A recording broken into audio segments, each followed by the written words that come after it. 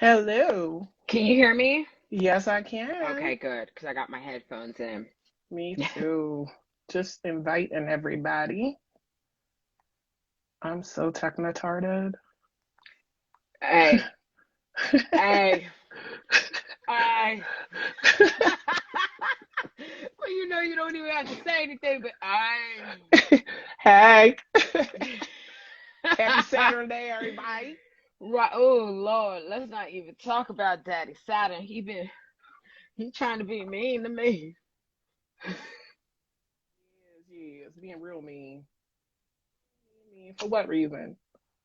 Oh, my goodness. Come on, you thing. Cancel. Hi, Heather. I miss you too. I wonder. Okay, here we go. Bam, bam. Waving at everybody now. How y'all doing? You know how these lives get started. Why It does it take say? like 15 minutes to Yes. It just said Ty was unable to join. So I was like, I don't know what I did. What did I do? Wait, how come they can't join? It's saying they can't join. What? Why? I don't know. Can See, you? I'll try it on my end. Let me Okay. see. Okay. Let's see. Peace, I'm the party pooper. Hey. You trying to get the other ladies in here. It's not working. I don't know what's going See, I told you we had this on. issue when Raw and I did that live with Blue and Secret. Yeah. Those two were able to get on, but when we try to get the fourth person, it's like you can only have three people in there. We're all like, bitch, we only got two. Where how come the third? Hey, Piggy. Yes. I don't know what's going on. Is it still saying it? I just did it again and it was like they're unable to join. And I'm like, there's two of us here. What am I doing wrong? Let me see. Every time I invite somebody, it pops up like they're unable to join. Okay, can she send a request and then I you think accept it? let me tell her. Oh, what's going on? Sorry, y'all. Always start off a little slow with technical difficulties. Right, if things could just work the way you want them to. But that's going to happen until Saturn gets out of Aquarius anyway. This is She going to said be a she's coming regular. in. Okay. Okay. I was like, what's going on? Ty's coming, y'all. Yeah, tell her to request. It's saying to request Ty.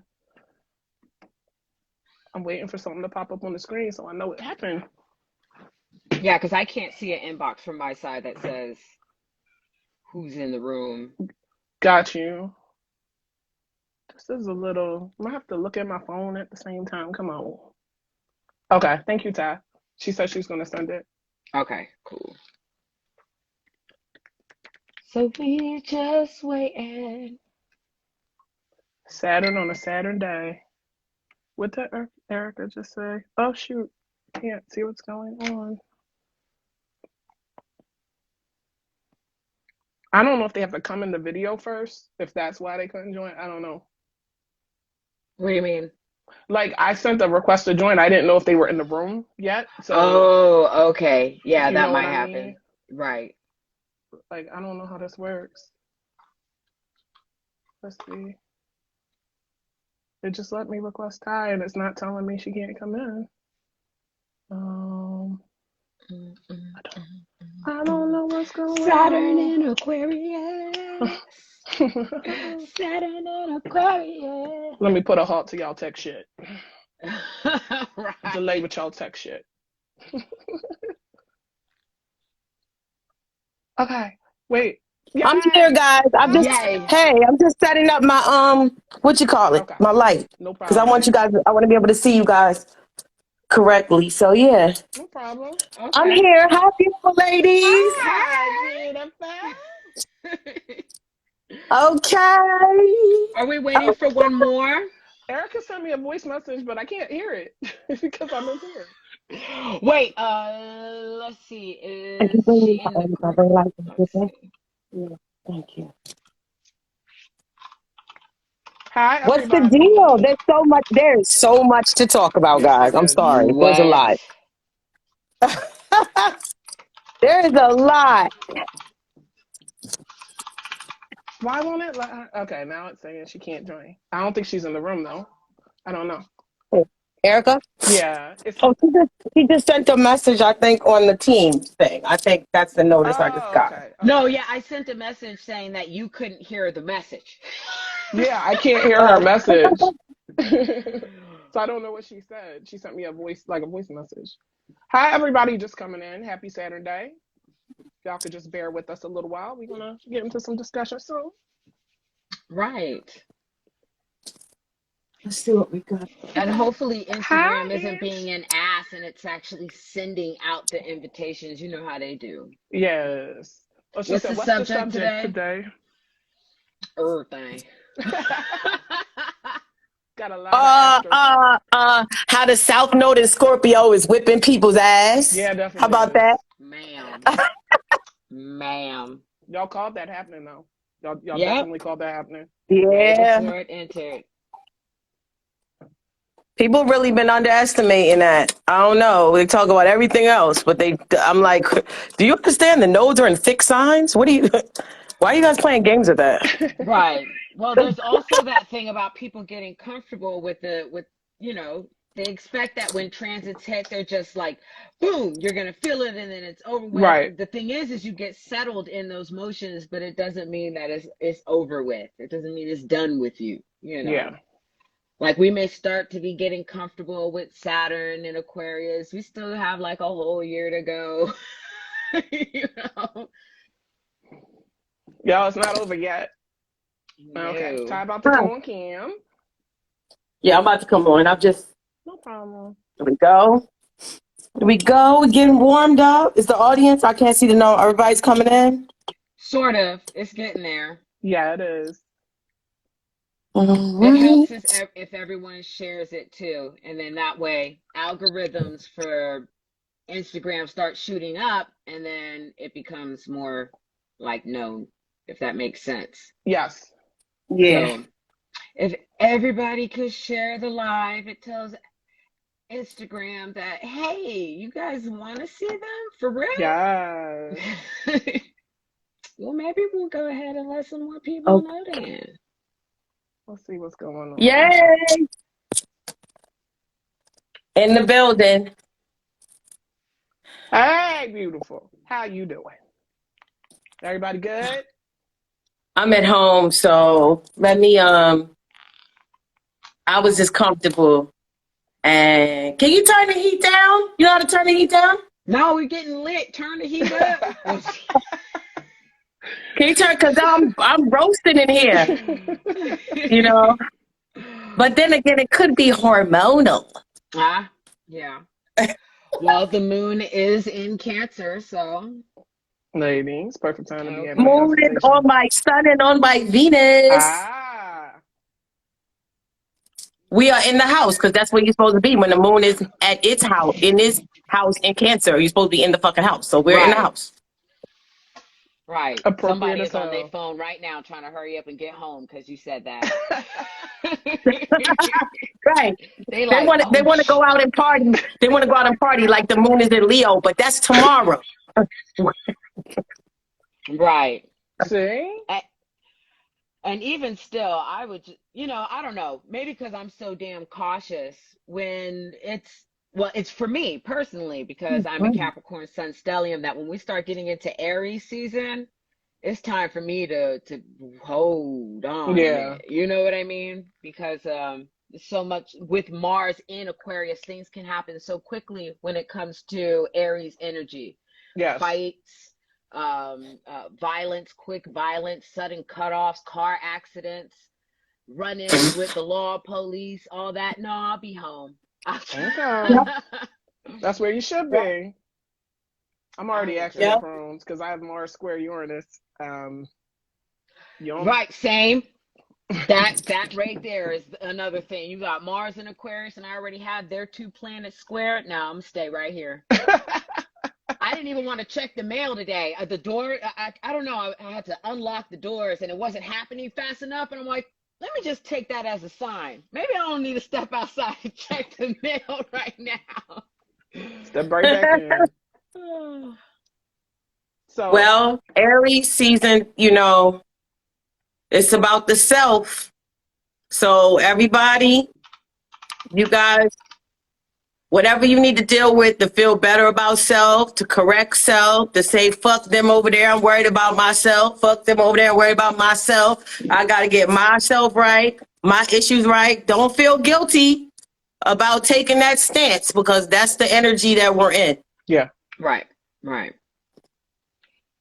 And I think it embrace it. applies very well to having Aries ruler in Aquarius. There's more focus in why Saturn in Aquarius is happening. And that's kind of how I take that. Why are we cutting people off? Why are we minimizing our social interactions? Why are Right. Mars is focus and its precision is really what it is. So you're really precise now about why you're cutting off certain people, or even understanding why certain people are cutting off you, because this goes both Yes. ways. So I appreciate the focus that Mars adds to that energy, because at first it's just like, these cutoffs are happening. Why is this going on? I don't understand. They haven't talked to me in months. I don't get it. Now I kind of have that focus where I'm going, here's the underlying reason, like such and so forth. I don't really want to get into that just now, just in case. But the recent events that unfolded, Yes. right? I'm starting to even take we can get into it. we can get into Ma'am. it if we get into it. But that recent happenings was a thought that came. I haven't heard from this person in a long time. Wonder if they're okay. I wonder if they're all right. When really I should have been not fucking worried. There was a reason why they weren't contacting me. There was a reason why this person wasn't around. So that's another underlying issue there, is that there may be very good reason for your circle to be getting smaller, even if you don't understand why. Yes. Saturn and Can Aquarius. I say something? And I want y'all to really, the people that you might not recognize some of the names, and because they follow me, and I might not recognize some of the names of the chat because they're your followers. But everybody, I just want to say something to my followers. These are two very astute, intelligent, inquisitive minded astrologers as well. And usually when I'm on live, you guys see me on here by myself, or occasionally somebody will come in, but now you get to see me actually in an IG round table with two other astrologers who are very knowledgeable and committed to astrology. They're not playing around with it, they're studying, they're practitioners. So just so you guys know, so you might want to, just while you're enjoying this, you would watch any other IG live, don't be afraid to actually take notes as well. Actually get a notebook, pen, or whatever, because we're going to really go over a lot of stuff, because we talk off the head and cover a lot of important things. And what Marie was saying about Saturn, I want to just really speak on that, Saturn being restriction, Aquarius, for the people in the chat, Marie just said, our circles are getting smaller. Our interactions are becoming minimized. Why? Because Saturn is restriction and Aquarius is the group. It's the people. So she was saying that the circle was coming small. Just for those of you who came in, or you were like, what do you mean? That's why. So Saturn, restriction, Aquarius, people, and Saturn didn't just go in Aquarius. It's been there for a year. So, but to touch on that, Saturn being responsibility, obligations, maturity, karmic repercussions, long-term contracts, commitment, in Aquarius, which is sometimes random, unplanned, unexpected events, shocking events, knowledge. So put all those things together. But here's what I think people, and I want to kind of tie in on what you were saying about that situation. What people what's surprising me, and even about that situation, somebody who was astrologically aware, at least I perceive them to be astrologically aware. People are not paying attention to the fact that Saturn in Aquarius is in square to the nodes. Mm-hmm. Which when we talking about fixed signs, right? Taurus, Scorpio, Leo, Aquarius, money, possessions, sex, desires, attention, Leo, Aquarius freedom. What are the things that people get in fights about? That people have the biggest issues about that add complexity to their lives? Sex, desires, passions, anger, resentment, bitterness, revenge, all of that. Taurus, Scorpio, Leo, Aquarius. If the nodes are now in fixed signs and Saturn is square the nodes, the repercussions that you're going to get for having imbalanced Taurus, like you want things to the point where you'll steal them. You know, I need that new watch. I need that new car. I'll you know what I mean? I'm willing to sell drugs. I'm willing to do this for whatever. Like imbalanced Taurus or imbalanced Scorpio. I'm so addicted to the orgasm that I will have sex with animals or children. Like, come on, like you're imbalanced Scorpio or you're imbalanced Taurus or you're imbalanced Leo. Like you're too much of a child. Yeah. You're a 50-year-old child. You're a 30-year-old child. Like, or the addiction to attention. Leo is attention. Like your imbalances in those particular houses or areas of your life, you're gonna have harsh repercussions because Saturn is square the nose. Why would you think that you could express an unhealthy, imbalanced sexuality and not deal with the repercussions of that? Why would you think you can want to have nice things and want to be flashy and have nice clothes and the most designers to the point where you would steal a lie to get it, and you're not going to have repercussions for that? Yeah. That's what I wanted to talk about with y'all. Okay. How were you a motherfucking astrologer and you knew Saturn's opposite your sun in the 7th house? Like, what were you? Some people in the chat are probably like, what? What the fuck is she talking about? Like, what is she talking about? But yeah, what do you guys think about that? Like, imbalanced Scorpio, unhealthy Taurus. Well, one of the things is you're an astrologer. How come you didn't know? That begs the question, are you really an astrologer? No. This is the whole Saturn in Aquarius as well. It's going to put a stop to those who are abusing certain knowledge or certain metaphysics. Or even astrology itself. The limit to astrology is happening, and we see that anyway with the fraud, fake pages, people studying astrology for 2 months and then charging people $500, reading stuff off of online and stuff. There will be repercussions for that. So there are people who are claiming to be astrologers who are in fact not. And a lot of not having the discretion to tell the difference, because in the situation that you were talking about, that all this is mentioning it, and I have to kind of be in a spirit to kind of bring it up, you know what I mean? But if anybody is interested in understanding what that is, you can go to Cosmo 361 and the entire thing is displayed. Or if you go on Facebook, Janét posted it, I posted it, and you can get more details into it. But if we unfold and that hits me, then I'll speak on it because it's kind of touchy and it puts me in a mood. Understandable. Right. You know, it's serious shit, y'all. Serious. Yeah, the Pisces and the Neptune and Jupiter and Pisces, you know, kind of that's what's helping to create this imbalance, because everyone wants to be free and escape and be on drugs or do whatever they want to do, or that whole movement with individuality before Saturn got into Aquarius and Jupiter was there. Everyone was like, I want to be authentic. I want to be original. I want to be free. And I want to do my own thing. Forgetting, as Aquarius energy does, that there are, like you said, repercussions and responsibilities and things you must do. And nobody likes to hear that, but there is a reason for them. And very simply put, if you're dealing with a child, Leo, and you don't have any of those squares happening to the child's sun, right? And you're dealing with Taurus, then anybody could touch your child, Taurus to Leo. Anyone could abuse your child with Scorpio and Aquarius to Leo. So those squares, those motions of Saturn, of blockages, are there for a purpose. Even if you don't like it, there's a reason why we have rules and regulations. There's a reason why there are walls.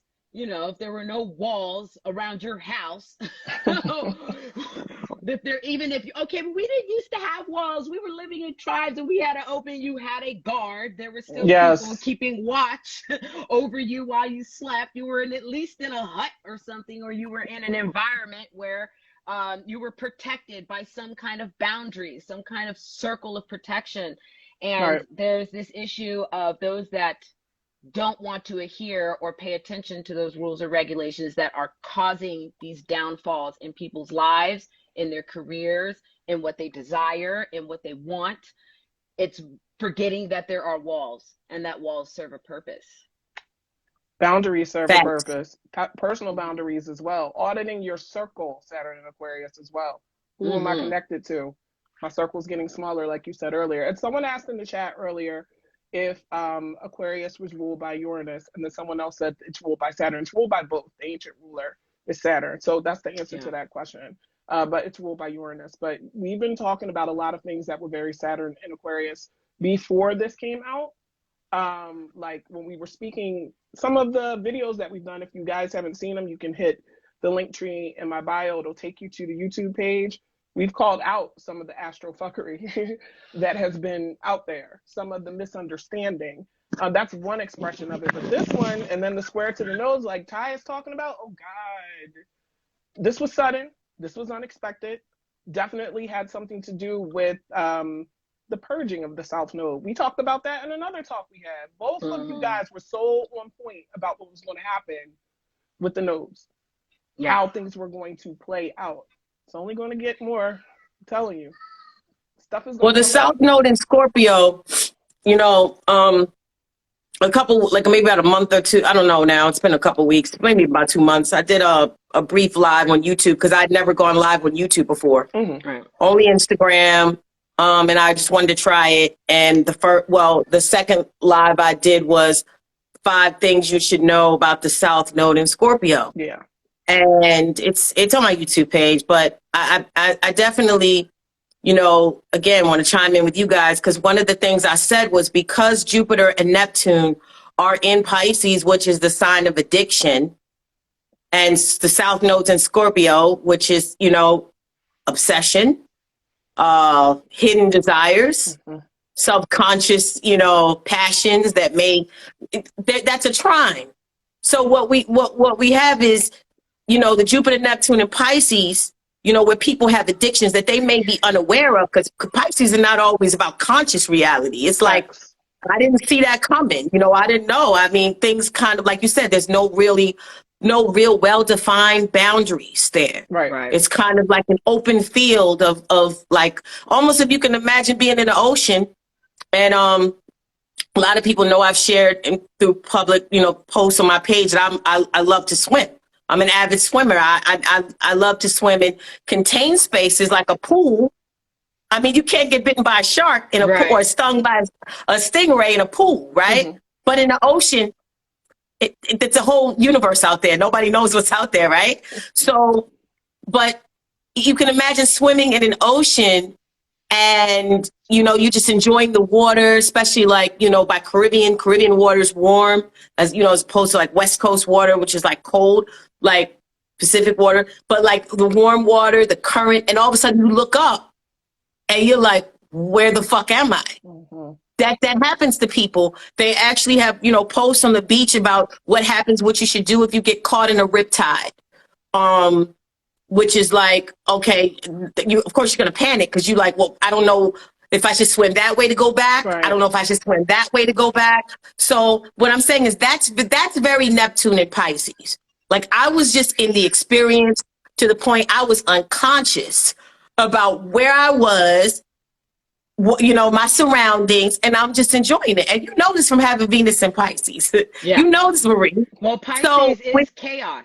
Yes. It is the sign and energy of chaos. And just going back to your example, you learned astrology through nature and the world itself. An ocean is fucking chaotic. Have you seen what is the bottom of the thing? What the hell was God creating when he said, let's make this thing with a light bulb and 16 eyes and a tongue, and it looks like a dragon, snake, monkey, fish. I don't know. It's chaos in there. It's chaotic. You don't know what you're going to run into. So that trine with Jupiter, Neptune, Pisces to South Node of Scorpio, people don't understand. That is what I said on a YouTube live. I was like, Jupiter, Neptune, Pisces, addictions. South Node Scorpio, death. That is addictions that will lead to death. Like your addictions will either lead to death or some sort of unfortunate circumstance if we're dealing with the imbalanced expressions of Pisces, Scorpio. Because the high expression of Jupiter, Neptune is you make great music and it goes all around the Oh, world. yes. Jupiter. Right. You know what I mean? Like, so there's different, there's high and low expressions of all of these houses and energies, but I'm saying like addictions, Pisces, death, Scorpio, Right. like mental illness, Yeah. Yeah. you know, so people aren't really, I really don't see a lot of focus right now on not only the relationship between Jupiter and Neptune transiting through Pisces and the harmonious relationship, the trine to South Node and Scorpio, but like you said, like the square from Saturn to the nodes, the aspect from Uranus to the nodes. Uranus conjunct the North Node, opposite the South. Like, I think there's a lot going on in the world, and folks, just to make it plain, your imbalanced Pisces, those addictions that you have where you don't really, you look up and next thing you know, you're like, I passed out. All I know is I had 1 drink, 2 drinks. Next thing I know, I woke up on somebody's floor. That's Neptune and Pisces. Like the South Node and Scorpio, you know, getting your root, your sacral chakra issues in together. So they don't, you run your issues. They don't run you. Like you got to get that shit together because you will see severe repercussions. It's different from, like we said before in the other show we did, Sagittarius, Gemini. It's different from the nodes and Sag, Gemini. Not to say that was light work, but this, when you deal with fixed signs, you know, you're talking about inflexibility. Like, I don't know. What do you guys think? At an extreme, inflexible for real. Right. And there was the misconception, you know, just to throw it up when you mentioned that there's the trines between Jupiter and the nodes, and even the sextile from Taurus to the nodes with Jupiter and Neptune. Trines don't necessarily mean that it's all good. Exactly. It means it can easily happen. It's just easy. There's, you know, there isn't too much friction. So this type of energy can easily happen. So when you're mentioning that addictions, trining the South Node in, or I'm saying, you know, addictions, but I speak in symbols, Neptune and Jupiter trining the South Node, when you say, oh, you know, that's addictions and it's death, that means it can easily happen because of the trine. There's nothing blocking that from manifesting or occurring necessarily when it comes to dealing with just those two aspects, or that aspect with those planets. Exactly. And you know, it's like I can hear people. I can hear, that ain't me. You know, maybe y'all, maybe this person, maybe that. I can hear it. You know, I'm sitting there like, yeah, it is. It's you. It's everybody. Nobody is exempt. I'm not exempt. You. You know what I mean? There are things that I have to deal with, that I have to put in line. Being conscious of them, being aware of them does give you some kind of awareness, a little pause before you do things, but it doesn't mean we're exempt. But it does mean that collectively, if we're talking about the collective, when people say, what can we do to change these things? What can we do to make it happen for all of us? Well, first, the individual needs to be on board, be in accord. If you have the North Node in Taurus, and me, this is my nodal return and having lived with it my whole life, when you're born with South Node in Scorpio and North Node in Taurus, you are without morals. It's a literal thing to say you don't have any morals because you're driving towards them. You don't have any values because you're driving towards them. So when you're young as a South Node in Scorpio, it's anything. Whatever I desire, I'm going to go for it. Fuck who I'm crossing over, you know, who gives a damn who I'm stepping over, whose feelings I hurt, even me, fuck me, I'm going out there, you know, because that's Scorpio energy, you know. Oh, you did something to me, well, you and this whole shit going down. They be like, bitch, you gonna drown too, so fucking be it. We all taking you with me. I'm pissed off, I'm taking you with me, you know. So that's me having experienced that in my young age and my adult age. That's exactly how I projected a lot of my life, because it's in my first house. So I just went through just burning down the forest, you know, on this journey of saying I'm exploring myself with no limits and no morals. I had to learn those things. So one of the first things that I would say that as a collective with the nodes being in Taurus and Scorpio is to pay attention to driving towards morals. Start seeking them out if you don't know what they are. Just being, for instance, the situation that occurred that we were talking about, that these nodes were very prominent indication of, especially with the double Virgo and that 12th house Leo shit going on. No morals involved whatsoever. And then with dealing with the people that had some kind of inkling or knowing, they're like, what do I do?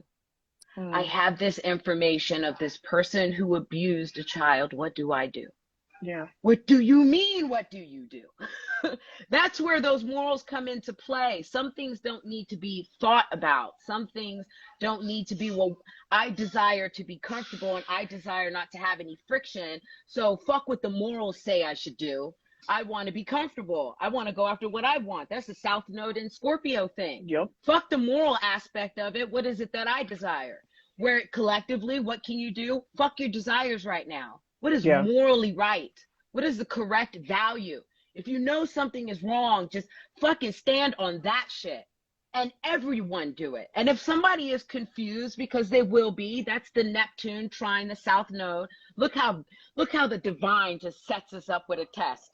You know, he said, I'm going to give you Neptune and Jupiter, make it trine the South Node. Figure it out, motherfuckers. Definitely. Figure it out. Right. Yo, you're gonna be a moral confused. compass. A moral compass. That, you know, like you said, if you come here, shout out to everybody, anybody who has a North Node in Taurus, natally, South Node in Scorpio, or vice versa. Like, because, you know, having the North Node in Scorpio, what I have observed, and you guys too, I'm sure from doing readings, who have people who have North Node in Scorpio, that lesson is learning to let go. Yeah. That people who have the North Node in Scorpio, your lesson is learning to let go. Not, but I love that motherfucker, but I don't want to, but I stand on this, but no. Like, that's what you have to learn, that there's power in the release. Right. None of us would be sitting here. That's None right. of you would be alive to be on this chat if your father hadn't released You're right. the sperm. There is power in the release. Yeah. And that applies to everything else in life as well. The power is not, let me say this again, and this may not even just apply for North Node in Scorpio. It might be, I don't know, Venus is Scorpio, Mercury is Scorpio. Right. The power is not, I'm holding on, I'm not letting go, it's here, I refuse to let this grudge go, I refuse to let this issue go, I don't even want to be with this person no more, but just the fact that they might move on and be with somebody else, I want to hold on to the issue. Like, no, the power is in you going, I'm done. Yes. Yep. That's the power. And people with the North Node in Scorpio, that's your lesson. After Scorpio, what's the next fixed sign? Aquarius, freedom. Yeah. After the release comes the freedom. You got to get to the release to get to the freedom. You feel me? Yeah. So, and anybody who's you know saying, this? I don't have anything in Scorpio. I don't have it. You have Scorpio.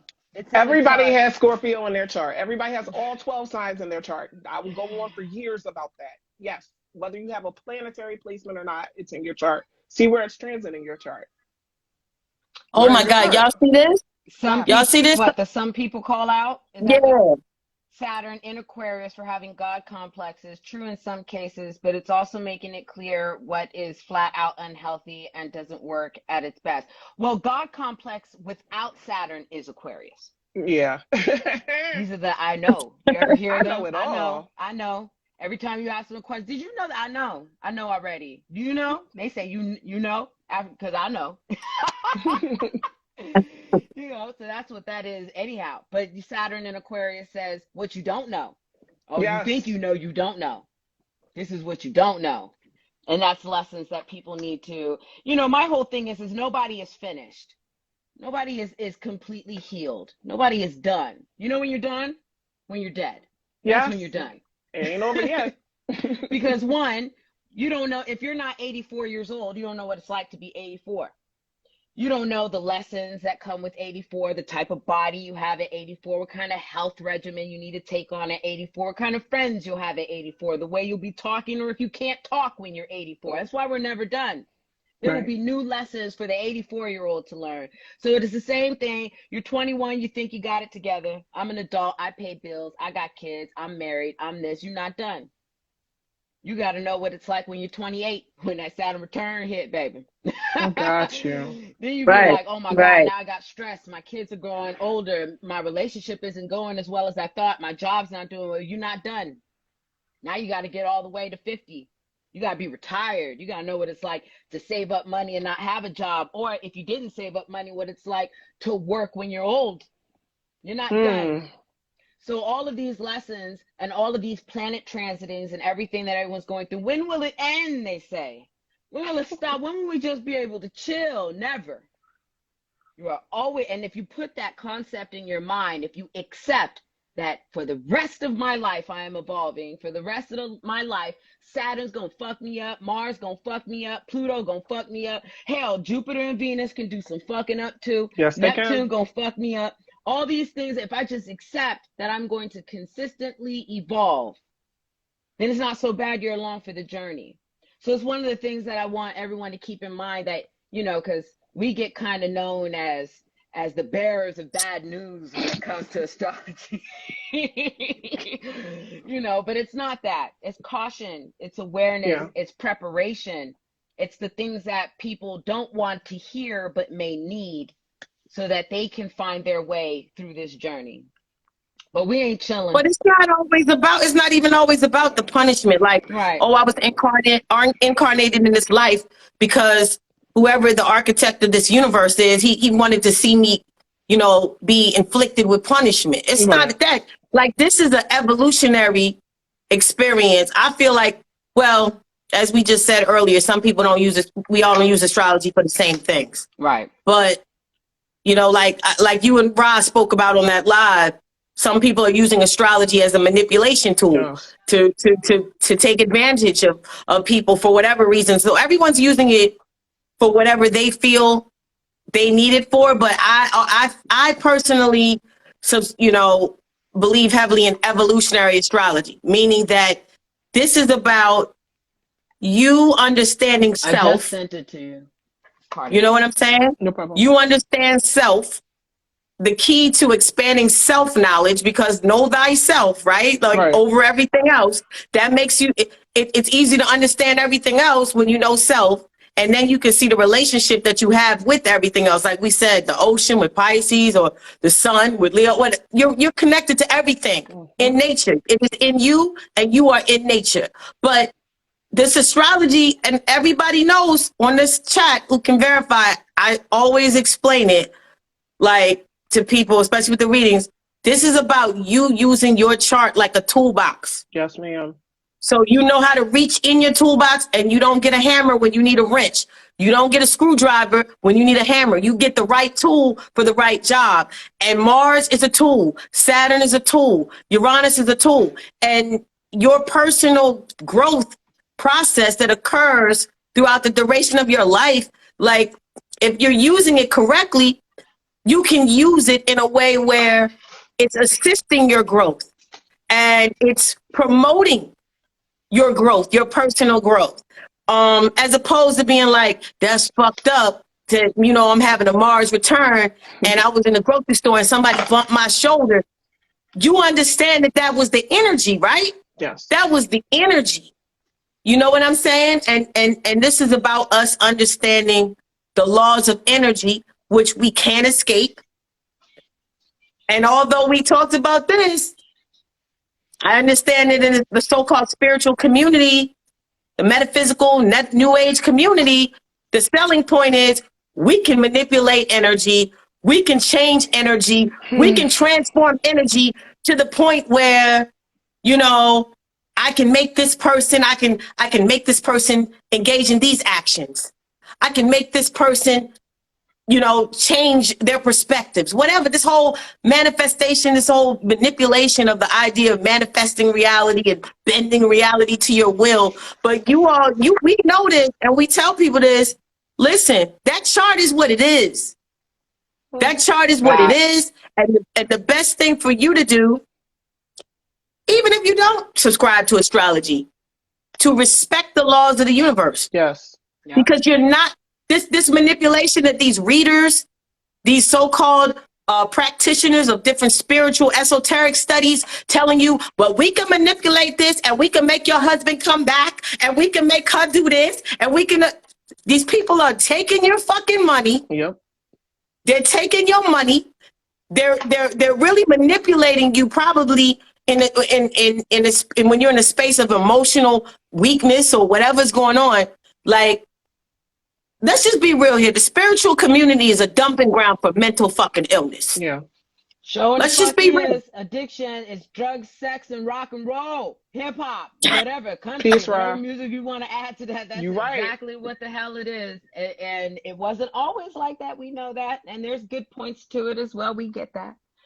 But my whole thing is it's the realism. That's where Saturn, mind you, Capricorn is the 12th house of Aquarius, which means typically Aquarius energy ignores Capricorn shit.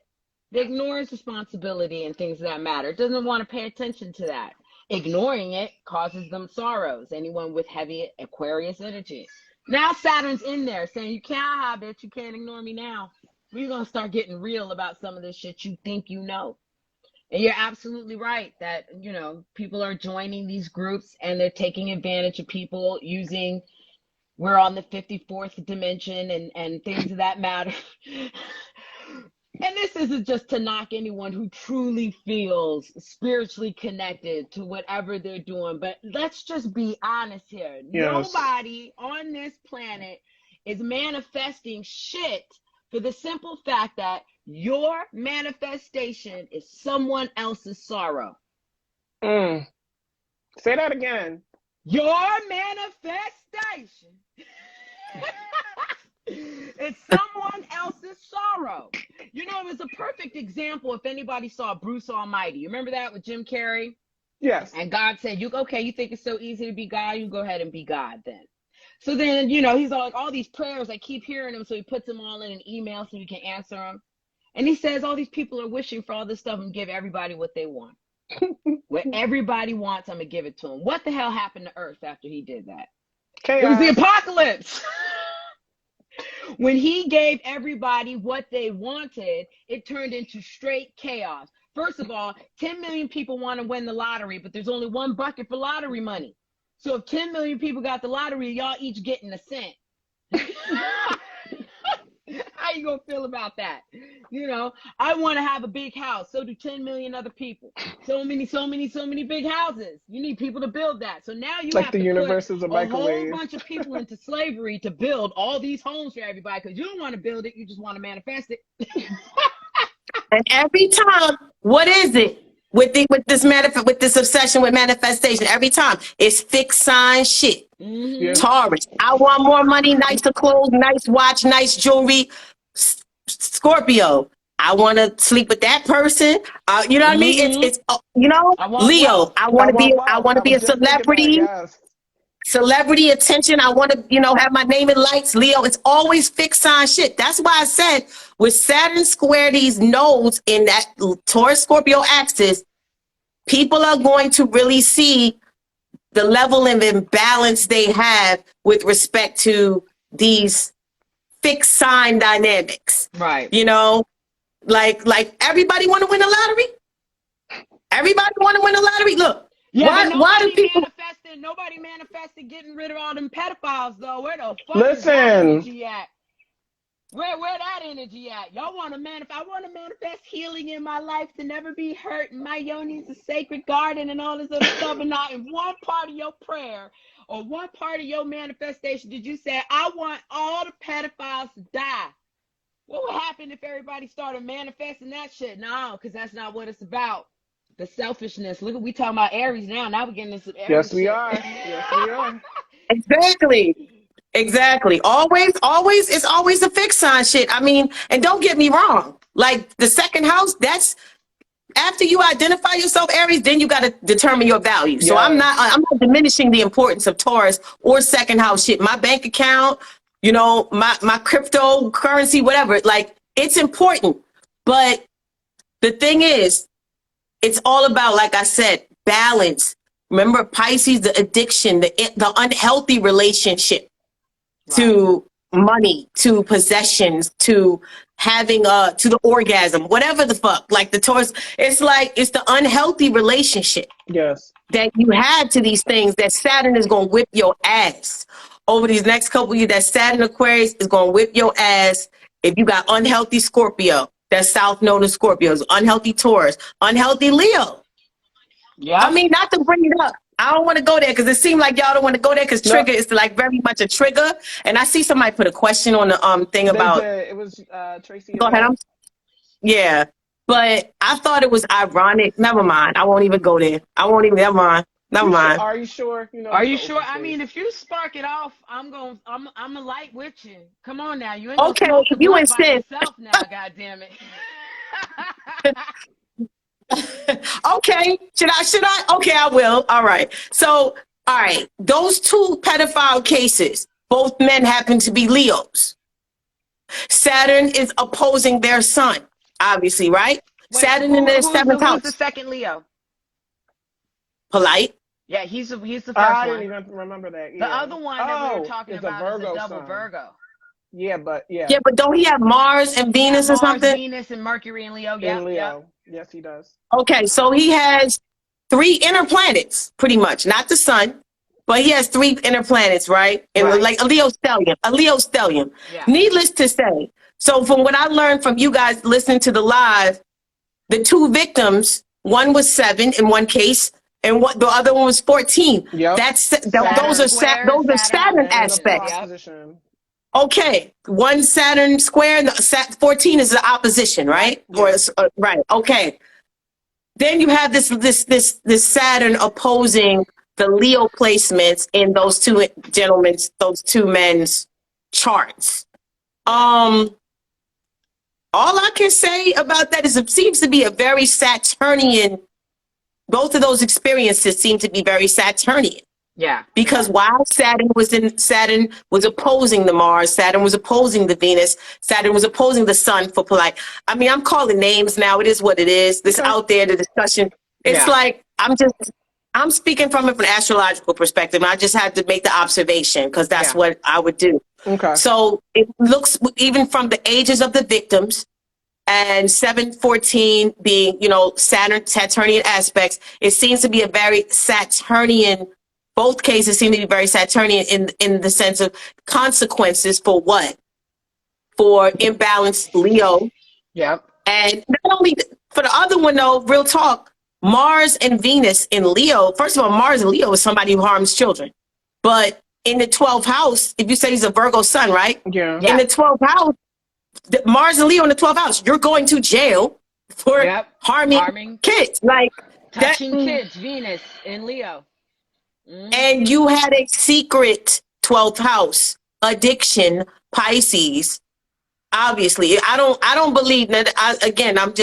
This is my Cancer sun, Venus Cancer, Jupiter Scorpio, Moon Pisces. I into my intuition is saying that I don't feel it was an isolated experience. Right. Yeah, no, I feel like there was probably previous experiences. Maybe maybe he wasn't caught for them. Yes. The desires had to be there in order for the act to have, for him to, people have these latent desires and obsessions and nobody knows it, or at least people don't take it serious. They don't think it's mindful too of what you said earlier about with the addiction and not just the children, but the women, because it's pretty much like when a man kind of coerces you into having sex, but in such a way that it's not forceful, but you still feel like something's wrong.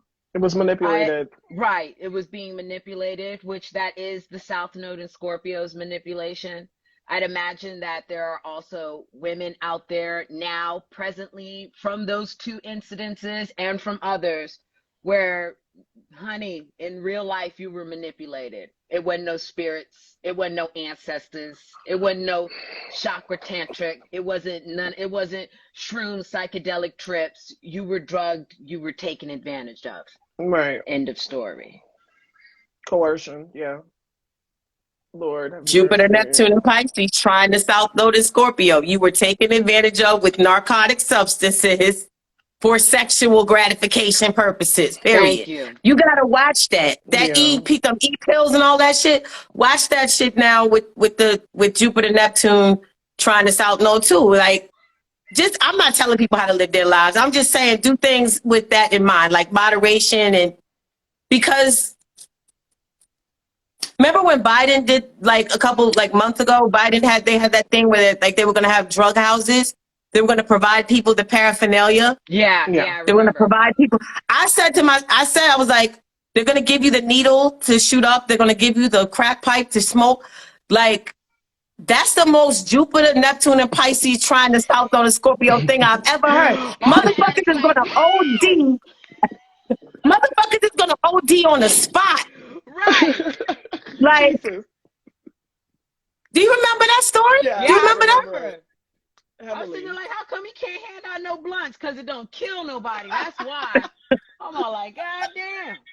And people wanted to say we didn't understand it. But no, I see what he was trying to do, but it does fit the astrology of it, which was very important to talk about. This is why it's important to have these conversations, because astrology is in everything. And you can practically look at it when you understand these things.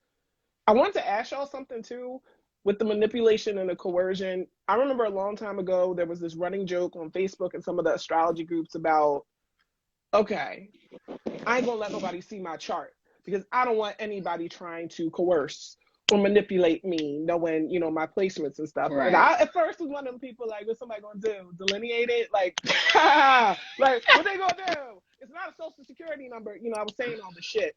However, something to think about, and I think it's important. You have people, like you guys were saying, that don't know what they're talking about, that goes into this deception, but the people preying on people, how are they using astrology to take advantage? This is something that keeps, yes, you have There's to your know. answer. Yes. People have to, my thing is that if somebody comes up to me and says, ooh, you know, my Jupiter conjunct your sun, I'll be like, let me see the rest of them planets, baby. Let me see the rest of that chart, because I know what mine says, so I need to see what yours says in order to get here. If anybody is using anything against you that you do not know, Saturn in Aquarius, then you have to work to know. No, you have to learn Saturn. Yes, be astrologically literate, y'all. But it was in the synastry. It was in the synastry, or it was reflected in those composite chart placements as well. If you was attracted to that person and y'all linked up or whatever, I mean, it was what it was. The energy is never going to do anything other than what it's supposed to do. So you're like, oh, you know, you put Mars in my 5th house. So we had a passionate connection. It ended up being a romantic, yeah, okay. Then that's what the energy was. Right. I mean, listen, people have Mars conjunct your sun. It's only a couple things happen from that. Like, they're motivating the fuck out of you.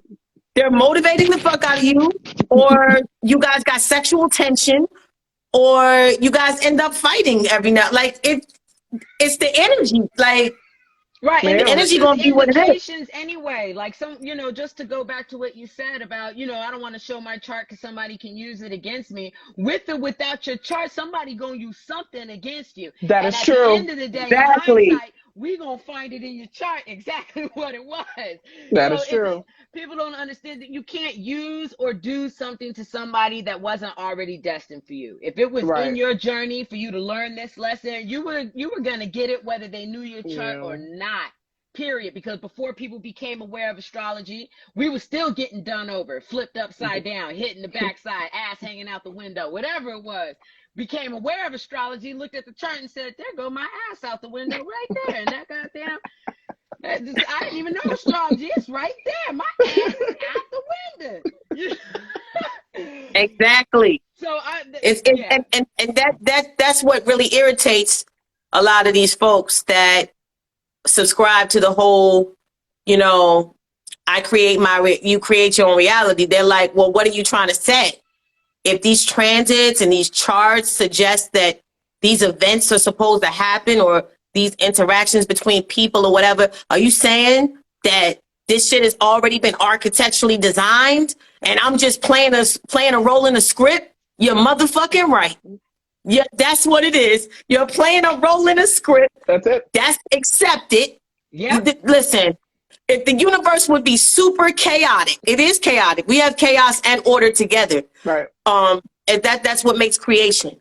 But how chaotic would it be in the cosmos if everybody could create their own fucking reality with no rules to really define the framework of where we're living and what we're doing? Exactly. Come on now, people. Exactly. And you don't, I always use it because it's a perfect analogy. When Raku said that in order for one raindrop to be formed, so many events needed to take place before that happened, that were already set before that water came out of the cloud. The same thing with us. We are already set in motion. We're already set in motion. You want to undo the way your life has been or how it's going, or you want to manifest everything.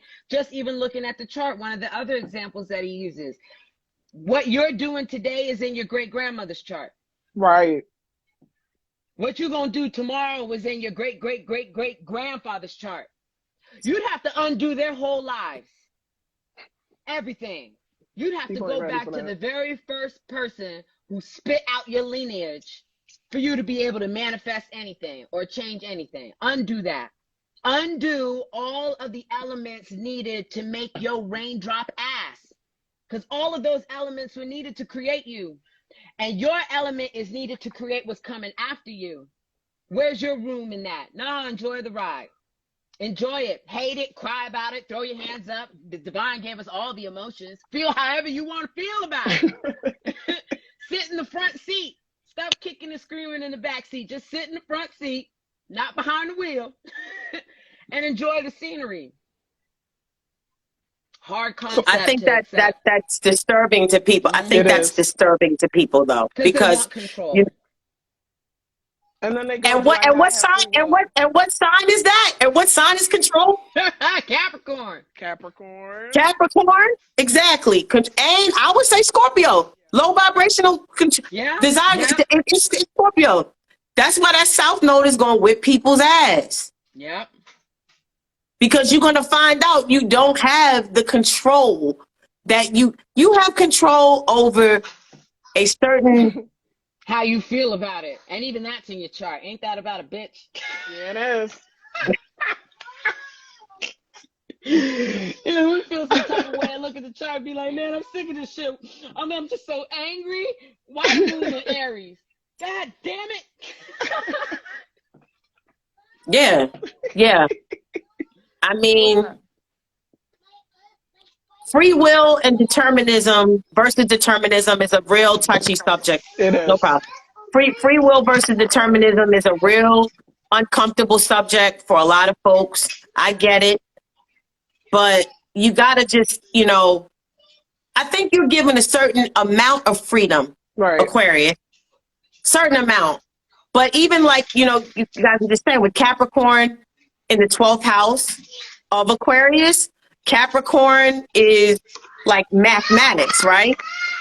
Capricorn is authority. Yeah. And it's just like when we were younger, we said, can we go outside and play? And what your parents say, well, after you finish, your broccoli, or after you finish, it's like Capricorn, you got to follow the regulations before you can have the freedom. Aquarius, it's order the shit. Yeah. It's order the shit. Yep. So this whole idea of we can all do what we want, I'm going to tell y'all now, anybody that, again, these spiritual practitioners or what have you that are selling you the idea that we can create this situation to be, whatever we want it to be, and all you got to do is pay me for this, and I can affect the court outcome, the outcome in the court, and I think, honestly, a lot of y'all being taken for a ride. I know people won't be probably mad at me for saying that, but you know what I mean? No, you're telling the truth. They need to hear it. Yeah, and that's probably the whole point of even us having this chat here, is dealing with the fact that it's just time to open our eyes. It's been time to open our eyes, but anybody that's here listening to this or anyone speaking about it is in that motion of, we need to start being a little bit more grounded about what we're doing. Yeah. Be grounded about the people that are around us as well.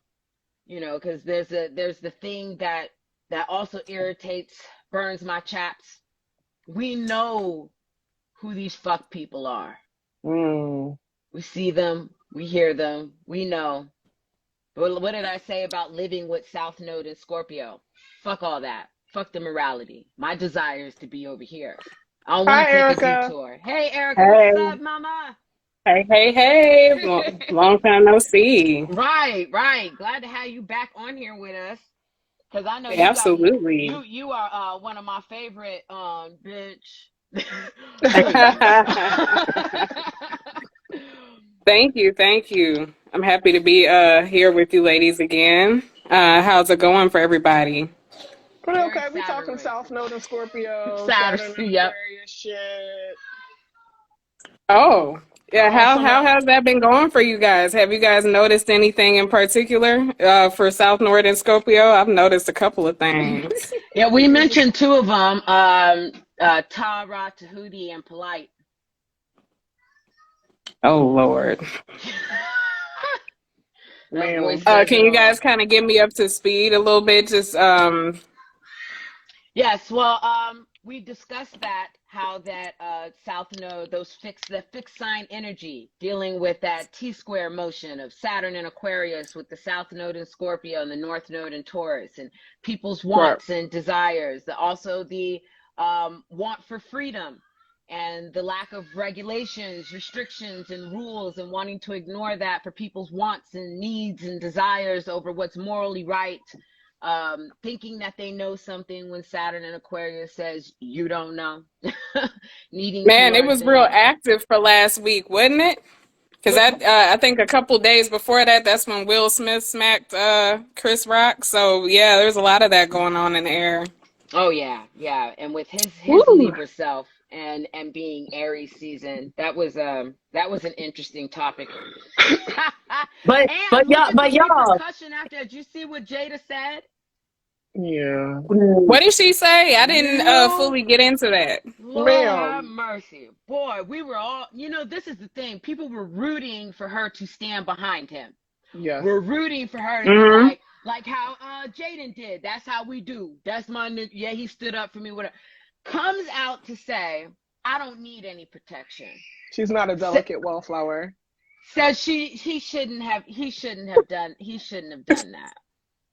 Oh my God. But you know what's crazy? I was like, well, just following the law, the astrological law, he's a Libra, and she's a Virgo.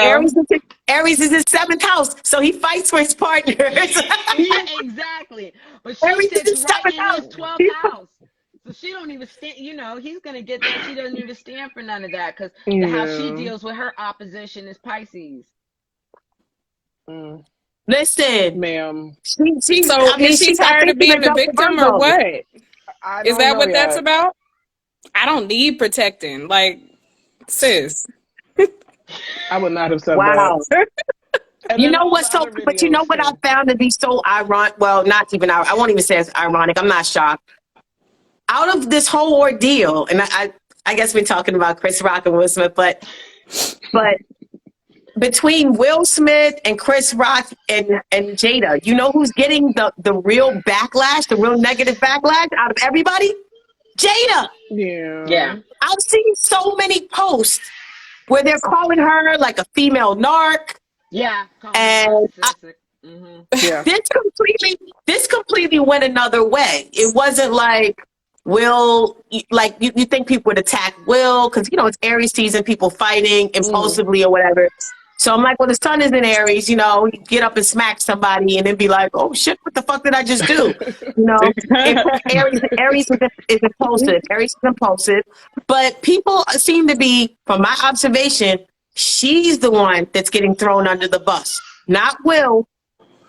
Not Chris Rock for the joke. No. Her. And I'm curious about that. Even looking, you know, I would have to look at Jada's chart to see what's going on with that, but just to see collectively what that means. Because if we think about what the nodes are the moon and the sun. I mean, that's how you calculate the nodes anyway, right? So looking at it as to what she represents as a woman, if we were to use her into some kind of symbology here, that she has been taken under for having an open marriage, for her entanglements, for her speaking openly about her marriage, and just kind of putting her whole family life on blast, which makes me wonder, does anybody have a rising on her that's rectified? Because I don't, but she sounds like a Libra rising.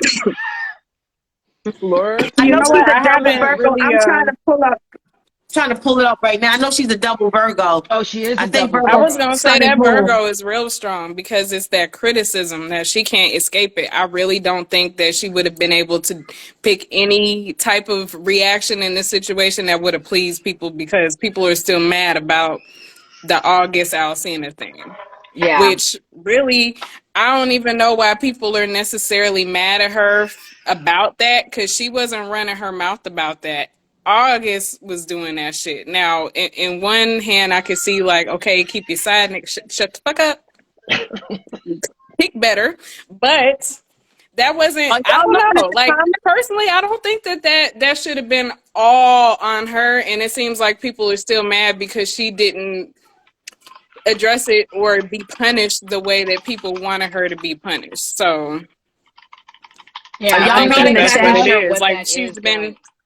Well, you know, she represents freedom. That's what I was trying to click. She actually represents being completely free. In a lot of her talk, she didn't really want to get married. She didn't believe in the institution of marriage. You know, she wants her children to be fluid. She wants to have this open marriage. She wants to kind of just do what she wants to do. And one of the reasons she explained that she wasn't into the institution of marriage was because a wife has rules. A wife has things that they're expected to do that she didn't want to adhere to. So seeing this whole Saturn in Aquarius is this attack on this freedom of expression. And see, she is really into expressing herself freely. The red table talks, the being very open about what's going on with them, about what she's experiencing with her health issues, and just really being open about everything. And is getting consequences for doing so. Yeah. Because most of us know in this chat, you don't want nobody saying nothing about your relationship. The number one thing you do is don't tell nobody about your goddamn relationship. We just understand that. Oh, my kids are acting wild. Hey! Oh, I'm sorry here. It's okay. But I think with them, I think that they figured out a way to capitalize off of it, and that's the only reason why they're being open. Every time they talk about their relationship, they get paid in some type of way, whether it's through the red table talk or whatever. So, and this is something that people are complaining about them talking about it. People have literally been asking about this shit for years. Like, did we forget that? Like, and now they're doing it, and now people are mad. Like, they giving y'all the secret. Y'all just don't like it because y'all thought that it followed this fairy tale, whatever the fuck y'all thought in y'all heads. That's what y'all thought, and y'all mad that it ain't that. Right. But that's the reason why they've been together for so long, because they doing what works for them. Yes. And it doesn't follow the rules, like you were saying, Marie. That falls into the Aquarius theme. We don't give a fuck what y'all doing. I do what I want to do. This is what we doing over here. Girl. But people are critical of, like you said, their relationship dynamics is spilled out into the public because, one, I'm going to be real, it's the woman that had the extramarital affair. That kind of like, you know, kind of like the whole Scarlet Letter concept, where the woman is publicly shamed because she went outside of the traditional role as wife, quote unquote. Even though, let's just say behind closed doors, they had some sort of understanding or agreement between the two of them where they were allowed to entertain other people. Right. The public wasn't going to receive that well. So she just kind of had to take that hit on the chin like, oh, you know, I was the harlot. You know what I'm saying? Like Mm-hmm. and meanwhile, you know, I think Will, because of the Libra, you know, aspect of just this is the season where the sun is in his 7th house. He felt the need to be like, okay, someone's insulting my wife. Let me do the right thing here and step up and look like I'm a committed husband, right? Right. And I think it was because he had taken so much criticism in the past. Yep. You know, That That's seems what like it it was. too. The pressure just built. If you guys are reading the chat, Yep. people in the chat are throwing Jada under the bus, by the way. Yes, I don't know if you yes. guys are reading this. Wait, I gotta go We back. can't even have Jada here. Hold on, She's wait. hurt. Wait a minute. They're throwing her under the bus. By the way, speaking of Jupiter conjunct Neptune, Men got do this Jupiter. all the time. And I was just thinking, I ain't want to be the one to say it. But again, if the roles were reversed, we would not be even having this conversation. No, we wouldn't. Because it's normal. Like, Yeah, people be trying to, you know, just be like, oh, that's men's nature. Fuck out of here. And I'm the starting rules to think are that changing. People don't understand. We're not done with Pluto and Capricorn. That says rules are transforming.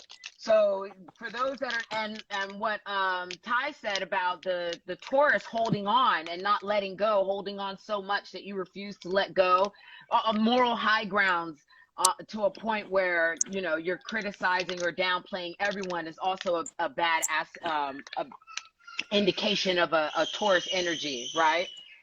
These rules are changing.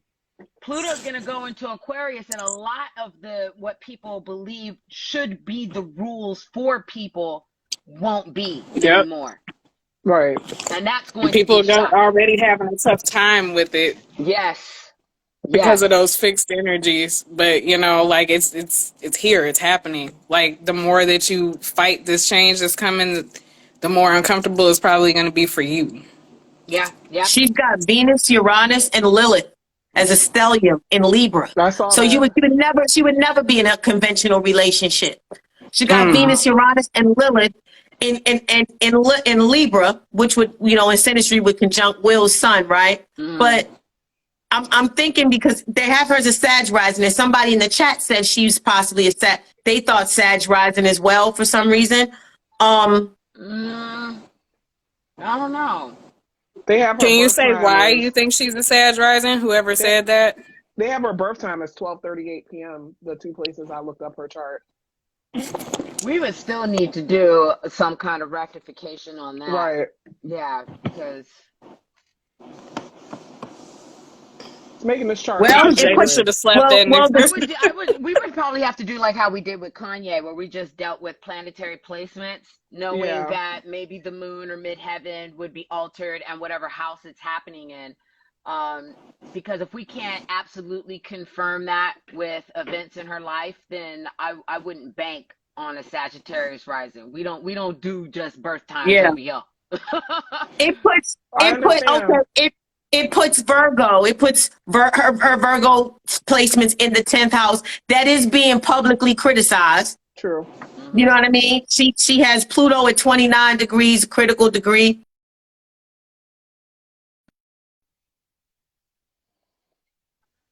She got like, I don't know, maybe I need to do that. Shit, my rising is 26, the same as her sun, and my moon is 29 Pisces, the opposite of her Pluto. So I'm like, oh shit. But it puts Cancer in the 8th. It puts Cancer in the 8th, and that's kind of like the destruction of the family, which is kind of what, I don't know. Like you said, though, it would have to be rectified. But right. Because is her family really destroyed? They've been together for 20-something years. Both their kids love them. They're all successful. I don't know. I think we're watching it. They have just a non-traditional relationship, like through and through. And even the way they raise their kids is non-traditional. Like, people just don't like that. Like, they just be hating on it. But it works for them. Like, their kids ain't fucked up, running around doing, well, to our knowledge anyway, you know. They're decent people. They kind of weird, but hey, that comes with doing your own thing. So yeah, I don't know, people just be looking for something to criticize and be mad about. Like, I say this all the time, but like the outrage surrounding this whole thing, it's uncalled for.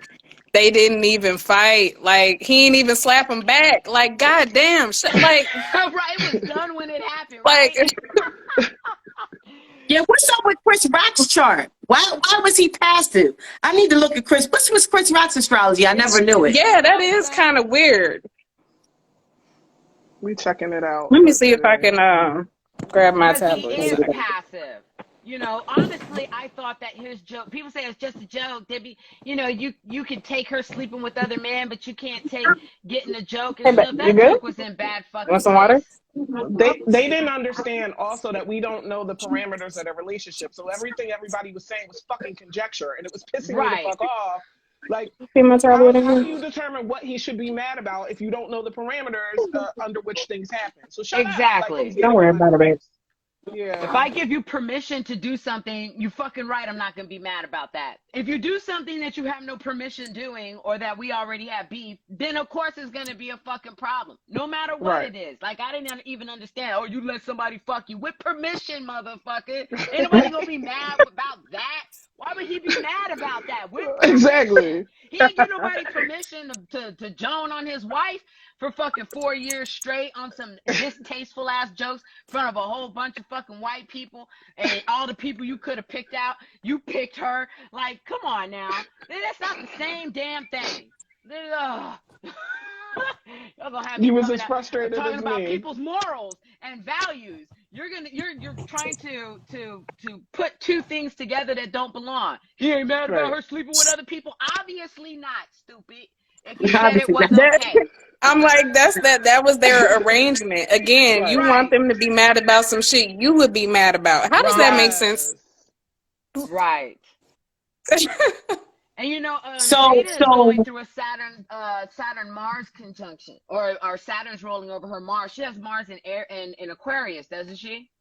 I'm doing this all. She is literally like almost to the day, like 2 months old. Our charts are like exactly the same, like outside of the sun stuff. Yes, like her Mars is in Aquarius, so it's her North Node. We have the exact same North Node.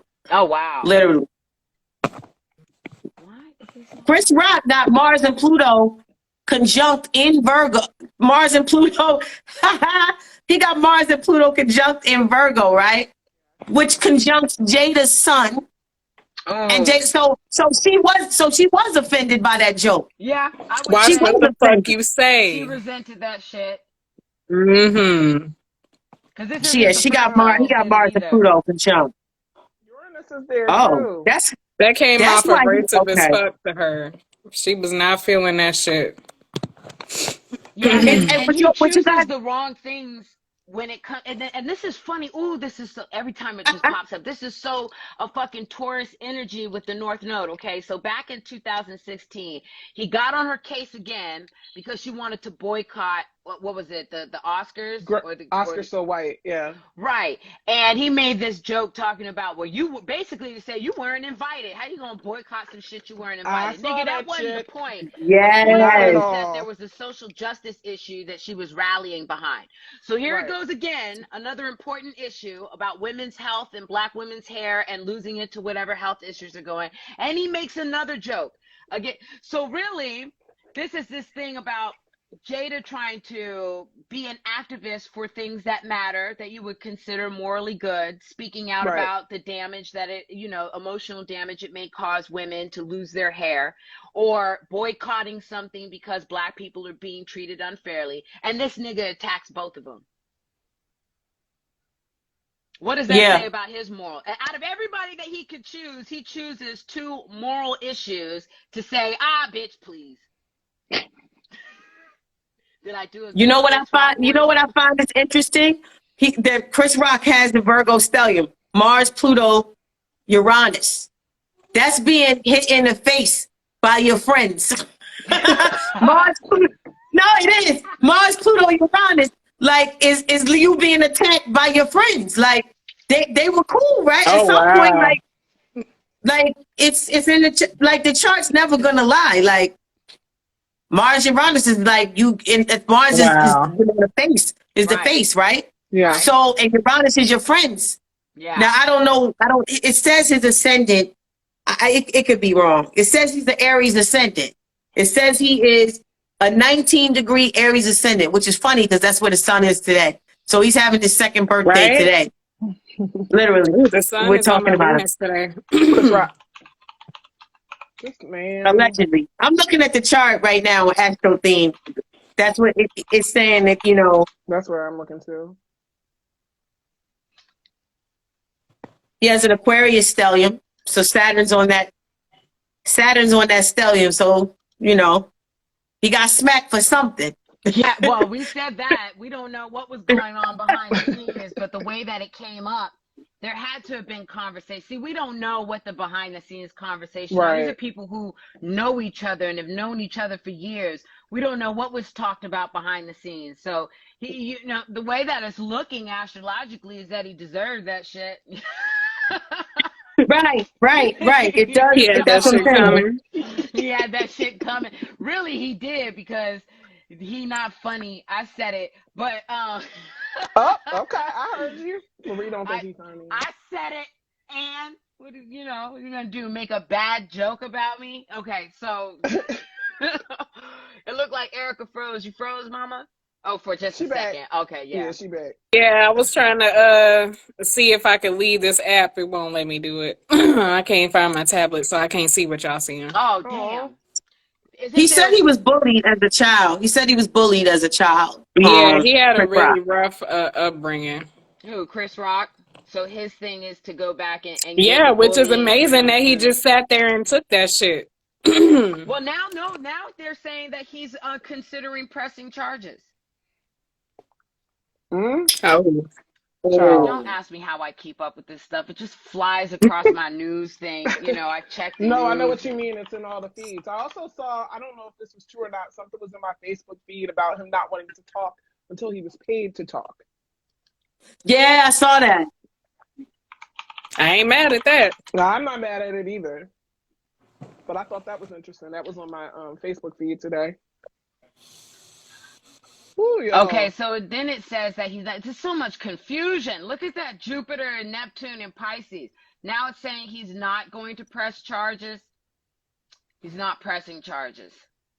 What, is he trying to be the bigger person? This is not the time for that. Well, maybe it's because he's realizing that they're getting more of the backlash than support. Now, this is the thing. They probably would have continued to receive support because, Will became memeified forever behind that, people using him as an icon. But the Jada was the nail in the coffin for that upward trajectory, when she basically came out and said he shouldn't have done that, and I don't need protecting. I'm not some weak woman who needs a man to protect. And then that's when it just went right back to all the attacking of Jada's this, and she's a manipulator, and she's a narcissist, and Chris Rock probably sitting there going like, shit, it's taking care of itself. That is true. But you know what I just remembered? Okay, you remember this movie? This is weird, okay? She has a Venus-Uranus conjunction in Libra, unconventional relationships, try anything kind of thing. But he has Venus in Aquarius, which is kind of a similar dynamic, right? To some degree. Right. Now, you remember he did that movie called I Think I Love My Wife? Yes, I remember that. Do you remember that? Yes. I Think I Love My Wife. I'm thinking about this now. So, Chris Rock has had experience in real life, because I think he got divorced, right? They got divorced, right? Him and his wife. I do believe they did. Let's see. Yeah, they got divorced. So he knows what unconventional. Look, you got Venus in Aquarius, bro. You know what unconventional relationships are. Yes, right? Yeah, he got divorced in 2016. Yeah, exactly. Yup. Damn, I got all the tea. Very I remember that. Well, I'm not particularly like a very huge fan of going over celebrity charts, because there's so much that you don't know. And really, some of them don't get the right time or day. House. True. So that should be made aware that if people are speaking about astrological charts for celebrities, 9 times out of 10, we're not going to have their right rising sign. So mostly we deal with planetary aspects. We'd have to do whole progression charts to figure that out. The second part is that what they are projecting out to the public is their 10th house, because that's what you do. When you're in your 10th house and you're in the public, it's all 10th house things. So something that may seem like that's what they are could just be their 10th house sign. Doesn't mean that that's their ascendant. So it makes it kind of difficult. But the thing that I do love about doing astrology about celebrities or public figures is the 10th house is its natural ruler is Capricorn. That means that there is a lesson there. There's a lesson to be learned in your public figures and in your celebrities. So though some people may say it's a waste of time, or why are you even wasting time doing this? There are certain things that they are doing that is Capricorn. There's a lesson there for you. If you can find it, if you are paying attention, they're going, and they show us a lot about how society thinks. They show us a lot about how society behaves. All a celebrity needs to do is something fucking stupid and watch the comments, and you're going to get a good idea of what your environment looks like, kind of people you're dealing with, and how society is moving. So as much as it can be annoying for some, it is still absolutely necessary, much like with anything else that occurs in our life. Facts. Yep. Facts. Yep. Like Malcolm X says, let me be the example for you. You know what to do. Right. There's something to learn from, from everybody's chart. But these things be in the chart. The astrology doesn't lie. All right. So I want to just do something a little fun right quick. Okay. Chris Rock makes a joke about your partner. Say your sign and your rising and whether or not you would have slapped the shit out of him. Oh, I'd have slapped him. And you're a Libra rising. You said you would have slapped him, Janét? Yeah, because I have Aries in the fucking 7th. I'd have slapped him. Let me think. As a Scorpio rising Capricorn. And I'm a Pisces, but I would have begged for the fight. I would have started the commotion. So basically, like, I would have got up there and I want the confrontation to happen. I don't know if I would have just all right up there went and slapped him, but I'd have been in his face hoping he pushed me so that I could take the microphone and slam him against the head. Like that kind. Yeah. I'd provoke is what I would do. I'd provoke like a motherfucker. That's what I would do. Well, I get it. I mean, I don't like slapping people, but there's been some times I popped off just to defend somebody I love. That Scorpio rising in me need to manipulate the situation. So I love that though. I'm gonna need to provoke you. What would you do, Erica? If it was my partner, it probably goes one of two ways. It depends on what you said. Because I don't take everything offensive. I just hope that you ready for my joke because you're gonna want to fight me afterwards. That's usually how that goes for me. As a Capricorn rising, and I'm a Virgo moon. I'm on it. Like I'm already like analyzing like all the things that what I'm saying. Like you really don't want to go there with me. And a lot of times, like people end up just getting mad. So, have I ever had to actually fight somebody? Like, no, but I'm pretty sure motherfuckers have wanted to slap me because I get disrespectful. But it's like I don't just come at people like that because I'm a Mars and Cancer. Yeah. Usually, I have to be provoked. But once you provoke me, especially if it's about somebody I care about, I'm coming for your ass. Oh, yeah. So, like I said, I just hope you're ready. Tiye. Defending, like physically defending a partner. That joke, to be honest, like that joke wouldn't have been it. Like, I think there's nothing wrong with defending. Right. Because to me, like, because I don't know if people know, like, but from Jada's career, like that, like a different world. Jada's been shaving her head for years. That's why I was confused about the joke. Like, she's had like mohawks and the side shaved, and she's been bald before. Like before alopecia was a discussion.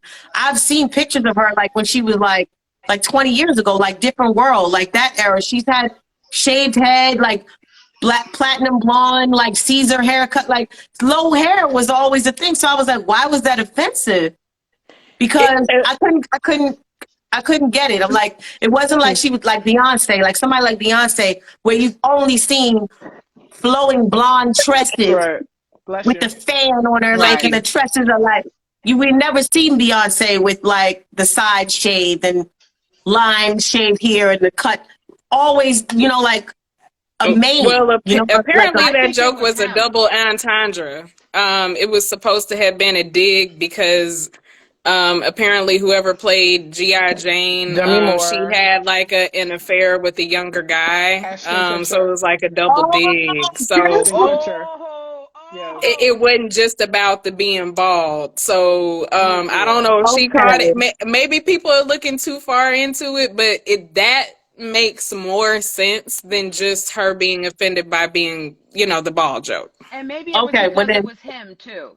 You know, certain people can joke. You'd be like, all right, that motherfucker. Yeah, you know, she ain't like him to begin with. Considering what he said in 2016 at the Oscars about her not being invited in that joke. So yeah, I can see that. But I can see what Tiye is saying. Like, he would have to really be overt. Like, if that was like really like, be disrespectful. Between me and you, but if he came out and just straight up said, "That's why you got herpes," ha ha, you know, like something like that. Yeah, at that point you gotta fight. I got Mars in Aquarius. I'm more into mental warfare.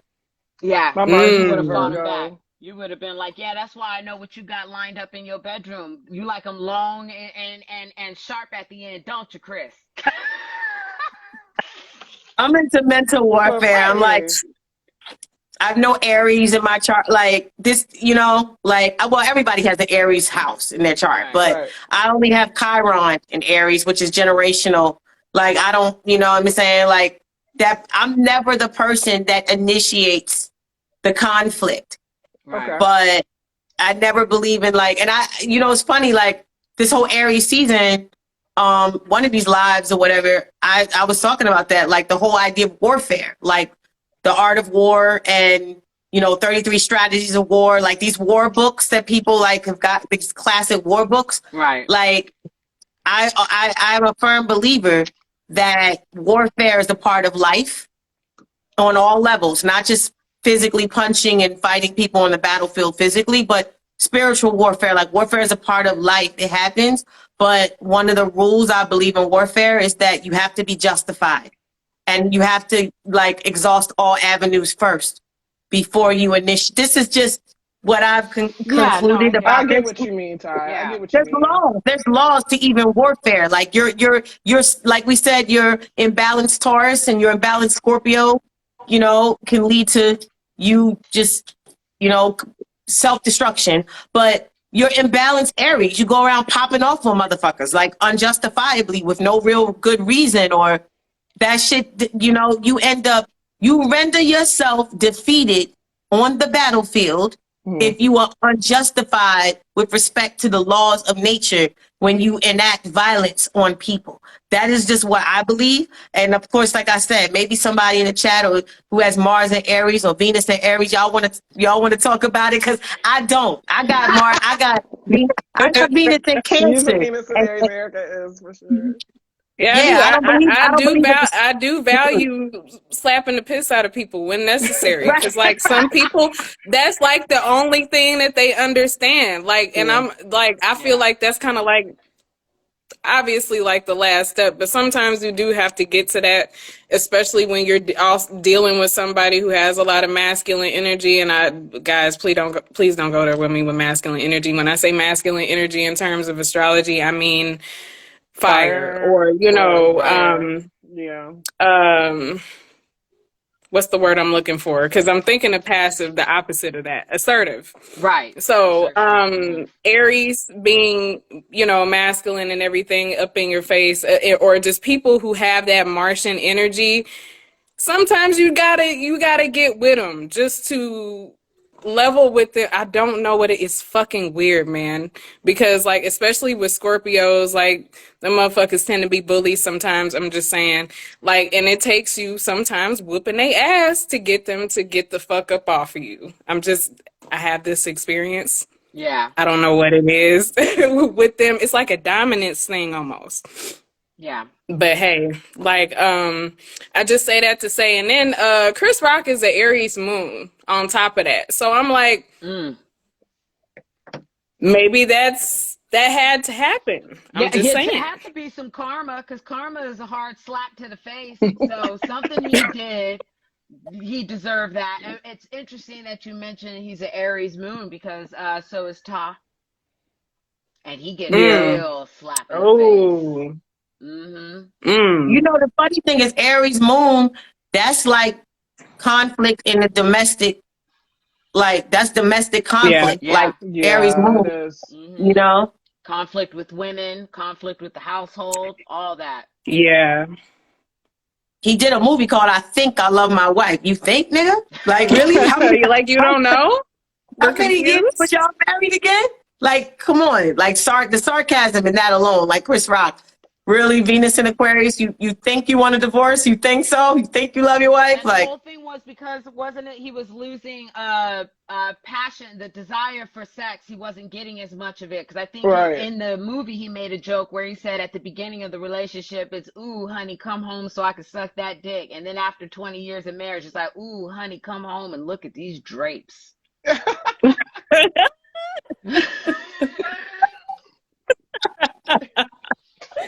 Oh my God. You know, so that is actually so very interesting that you brought up that movie, because that is the fixed sign energy when it comes to dealing with how he dealt with that situation.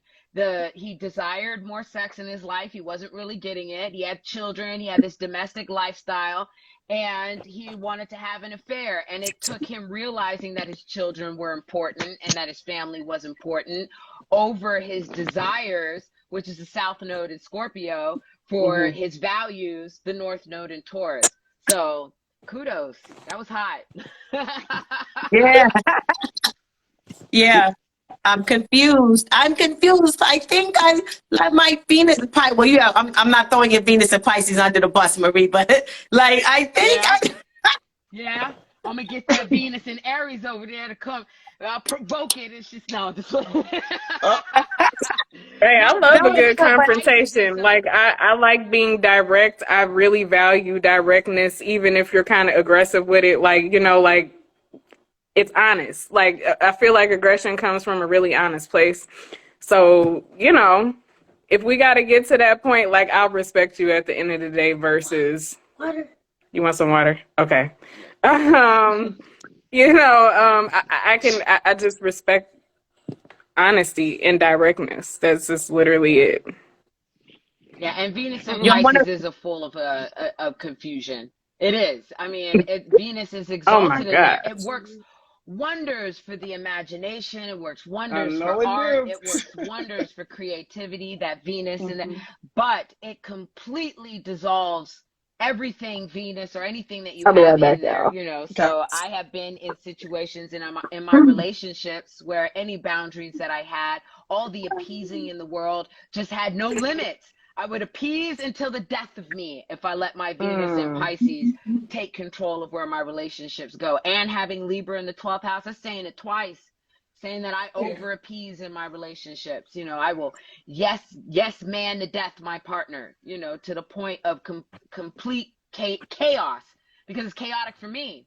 Eventually it comes to the point where I lose who I am. It's in the 5th house. My own identity, my own composure, my own everything goes right out the window just to avoid conflict or to make sure that my partner is happy and things of that matter. So it's taken a great deal, but that's where, you know, like I said, the divine is a jokester, but he puts things in there that make it all worth it. My North Node is in Taurus, where Venus is in Pisces, where Libra, the ruler of Venus, is also in my 12th house. If I gain moral grounding, if I go after my values, then that helps to settle. There you go. Me being dissolved by taking on other people's values or other people's morality. That's a tip for you Venus and Pisces motherfuckers out there. You know, value yourself. Yes, indeed. And I'm again. There's not enough room under the bus to throw you and any Venus. I won't do that. No. But I'm sure. But the lesson is, I mean, shit, I got the moon in Pisces. I'm not completely throwing you under the bus. No, But the lesson, you ain't got to worry about that. We are not the signs. They indicate us, but I got right. Yeah. But the lesson is also having this ideal vision of what you believe a relationship is. Venus and Pisces is, because it's exaltation, it's what you perceive to be the ideal relationship, right? Venus, Pisces, the ideal partnership, the ideal relationship. And what ends up happening is, because nothing is really ideal, everything has a great side and a not so great. That's the part of life. Right. So I think what happens with one of the lessons as well with Venus and Pisces is like, there's this disappointment that may come in. Like, I thought it was going to be paradise. I thought it was going to be utopia. I thought it was going to be perfect, because that's Venus. Pisces is illusion, right? It's terrible for Scorpio rising too, because we'll try to manipulate that motherfucker. I'm gonna make this goddamn fantasy come true. And it's interesting, speaking about just Venus and Pisces, Jupiter being in Pisces right now. Those Neptune and Sag motherfuckers that were born with Neptune and Sagittarius, right? Everything you think is good isn't. Everything that you may think is them religious values isn't. Your spirituality, you think, because it's spiritual, it must be good. It has to be good. There's nothing bad about being spiritual or being conscious. What could God wouldn't lead me astray. Right. In the sea of chaos, Pisces, with Neptune there. Man, wait until you find out. Right. It feels so good. How could anything, like they say, how could anything this good be so bad? It's the whole Jupiter in Pisces. It's the Neptune in Sagittarius. It's the Jupiter in the 12th house. It's Neptune in the 9th house. All these things indicate that it's supposed to be good. Gurus, Jupiter and Pisces. The deceit of gurus is something that we're dealing with Jupiter transit in Pisces. The teachers in Pisces, the delusion. Lies. Oh boy, let me tell you. The big ass lies. Oh my deception. Goodness. Yes. Dealing with that. There's a lot of people, like Marie said earlier in the live, I didn't come across a couple people that just learned about a birth chart 6 weeks ago. And now you have a master class. Oh, girl. Lord. Oh my God. Oh my God.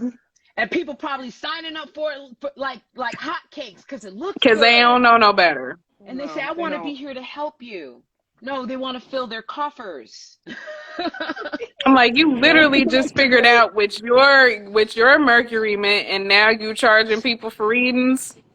I'm talking like $2,000, $3,000 no way courses, not little. Like, listen, if people know how to package things right and the illusion is there that it looks good, what do people who don't know about what's contained therein? They're just looking to the guru. This is crazy, but this is what's happening. And those people are getting That's the whole thing on the internet, period. Yeah. That's the whole thing on the internet, period, is about what you said, Janét, like packaging. Like the whole like visual, that's Pisces, that's too, because Venus is exalted. Venus is beauty and appreciation. So it's exalted in the sign of illusion. So that's the whole entertainment industry. But that's really the internet, period, is that people selling. Now, my Virgo, progressed Virgo, Sun and Venus, my natal Virgo rising says nothing is going to come without you doing some type of work. Right. Period. Right. So this whole idea of I make it look easy, I make it look fun, I make it just all you got to do is this, and people are signing up for things. They're signing up for master classes, like you said, signing up for such and such as program, signing up for such and such as webinar, whatever, and they're finding out like there is no add water and mix to nothing in life. Right. There's no shortcuts. Even this spiritual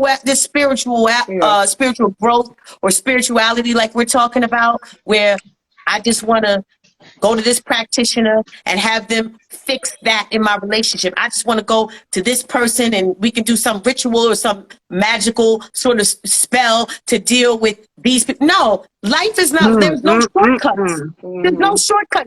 If that was the case, then the universe would co-sign you not learning what you needed to learn. Right. You not perfecting, you evolving, you growing beyond. Like somebody put in the chat, they said when I was a adolescent, they said they have Mars and Aries, Venus and Aries. They said when I was an adolescent, I popped off. Now I'm calm. It takes a lot for me to get mad.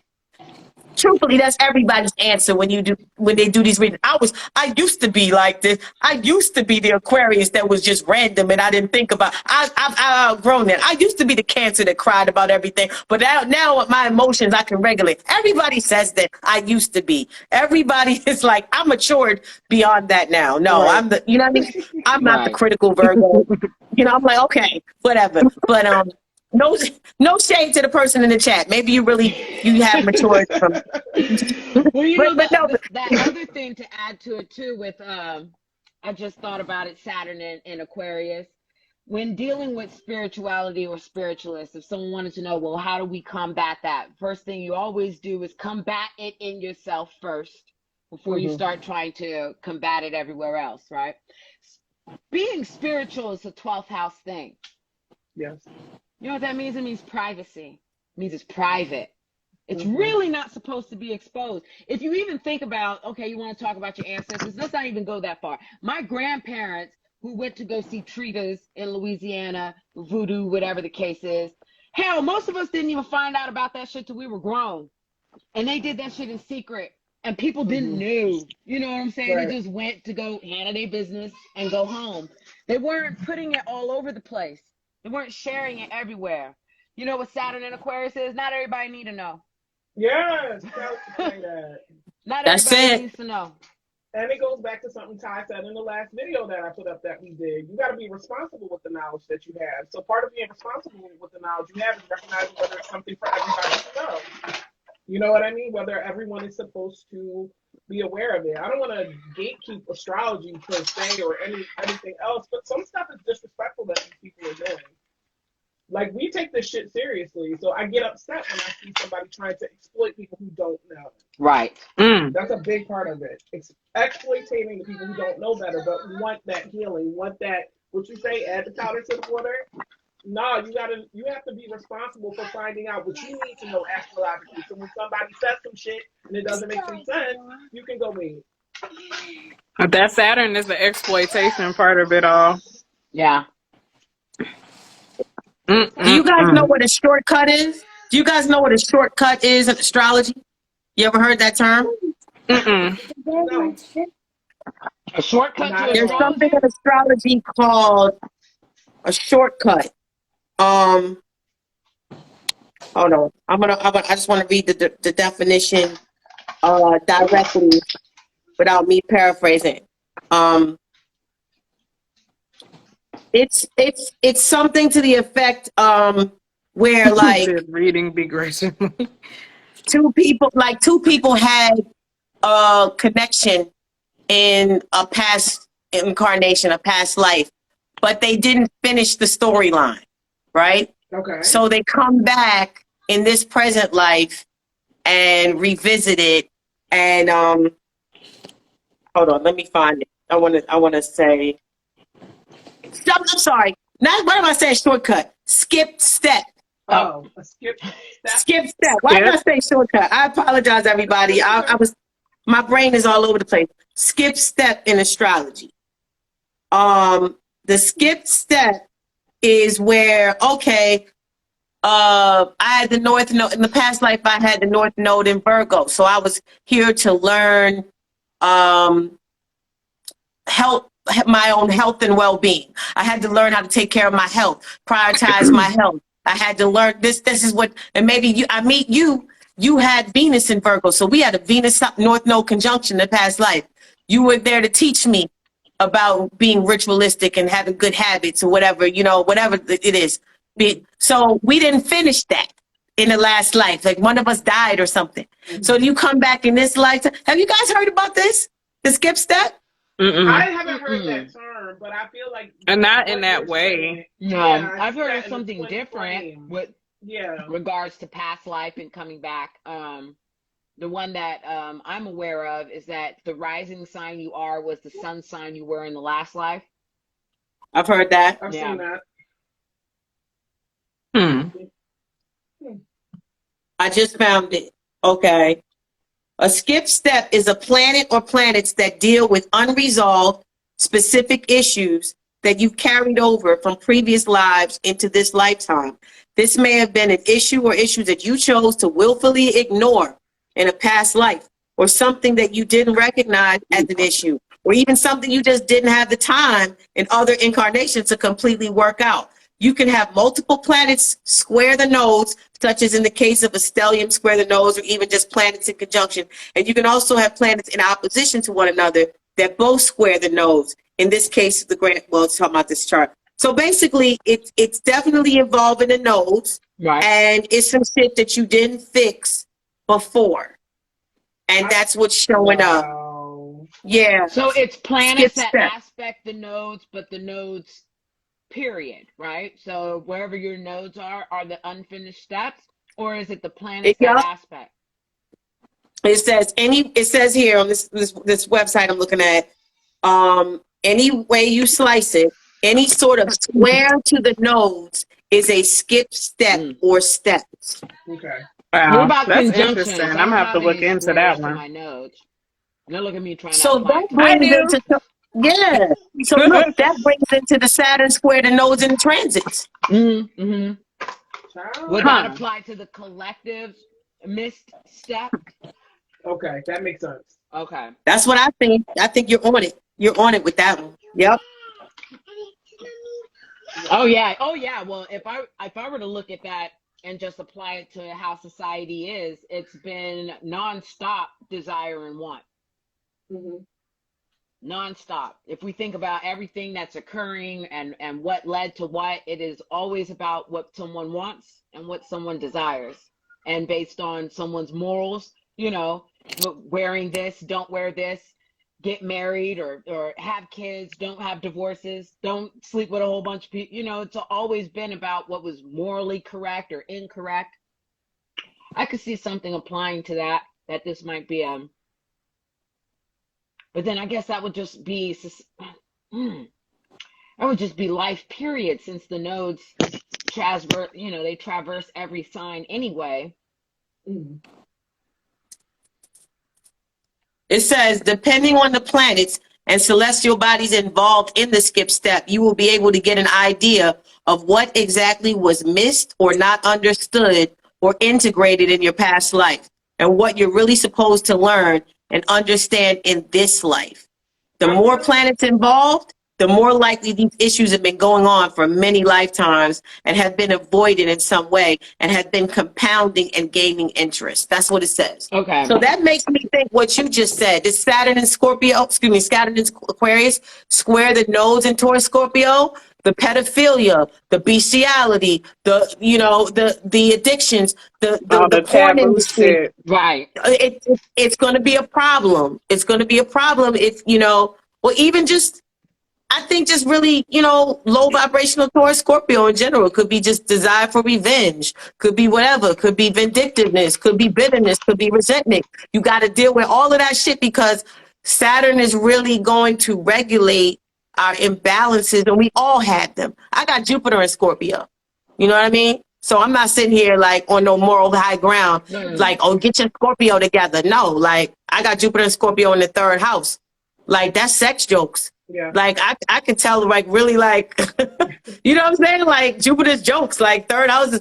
I'm just saying. I think that this is funny how this is all coming full circle from the beginning of when we even started the live talking about Saturn. Right. I think we all got a collective skip step we got to deal with, and that's what the Saturn square the nodes is about. We all got to really tap in to what the fuck is eating us alive, because Scorpio water signs is hidden shit. That's the emotions that people don't see.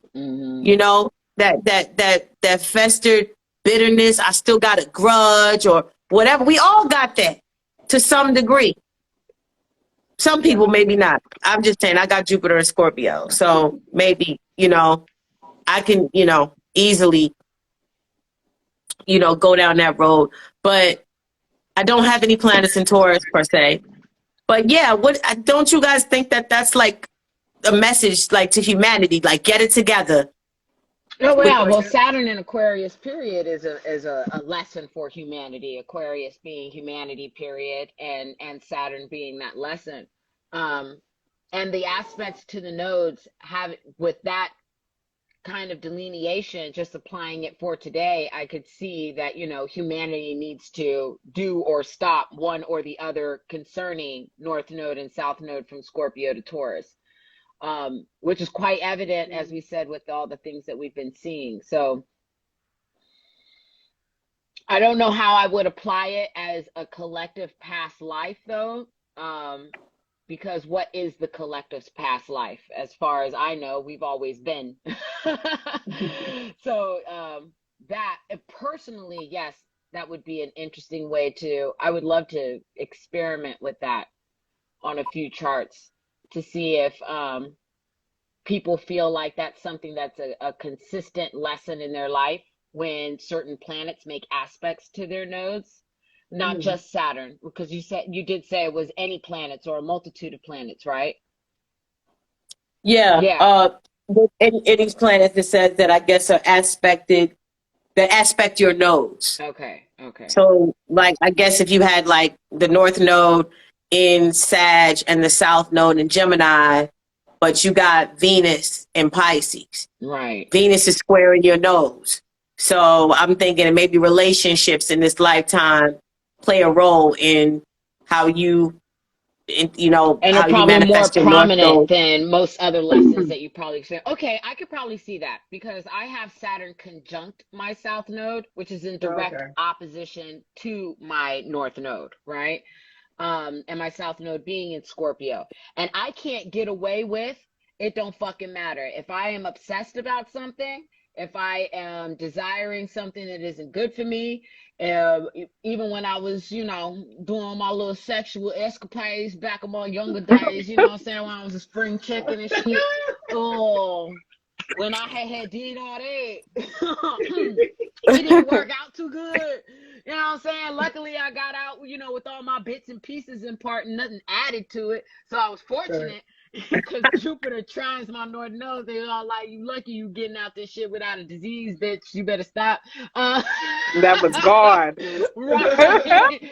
So I'm fortunate, and I stopped just in time is how I feel, because I literally gave all that up right before my Saturn return hit, or as my Saturn return was coming through, because my Saturn return was right on my South Node. But that is always a constant pull at everything that I do, is that I feel myself saying I must be careful with my obsessions. I will have desires, little Kit Kat down there be speaking like, don't you want to have some fun?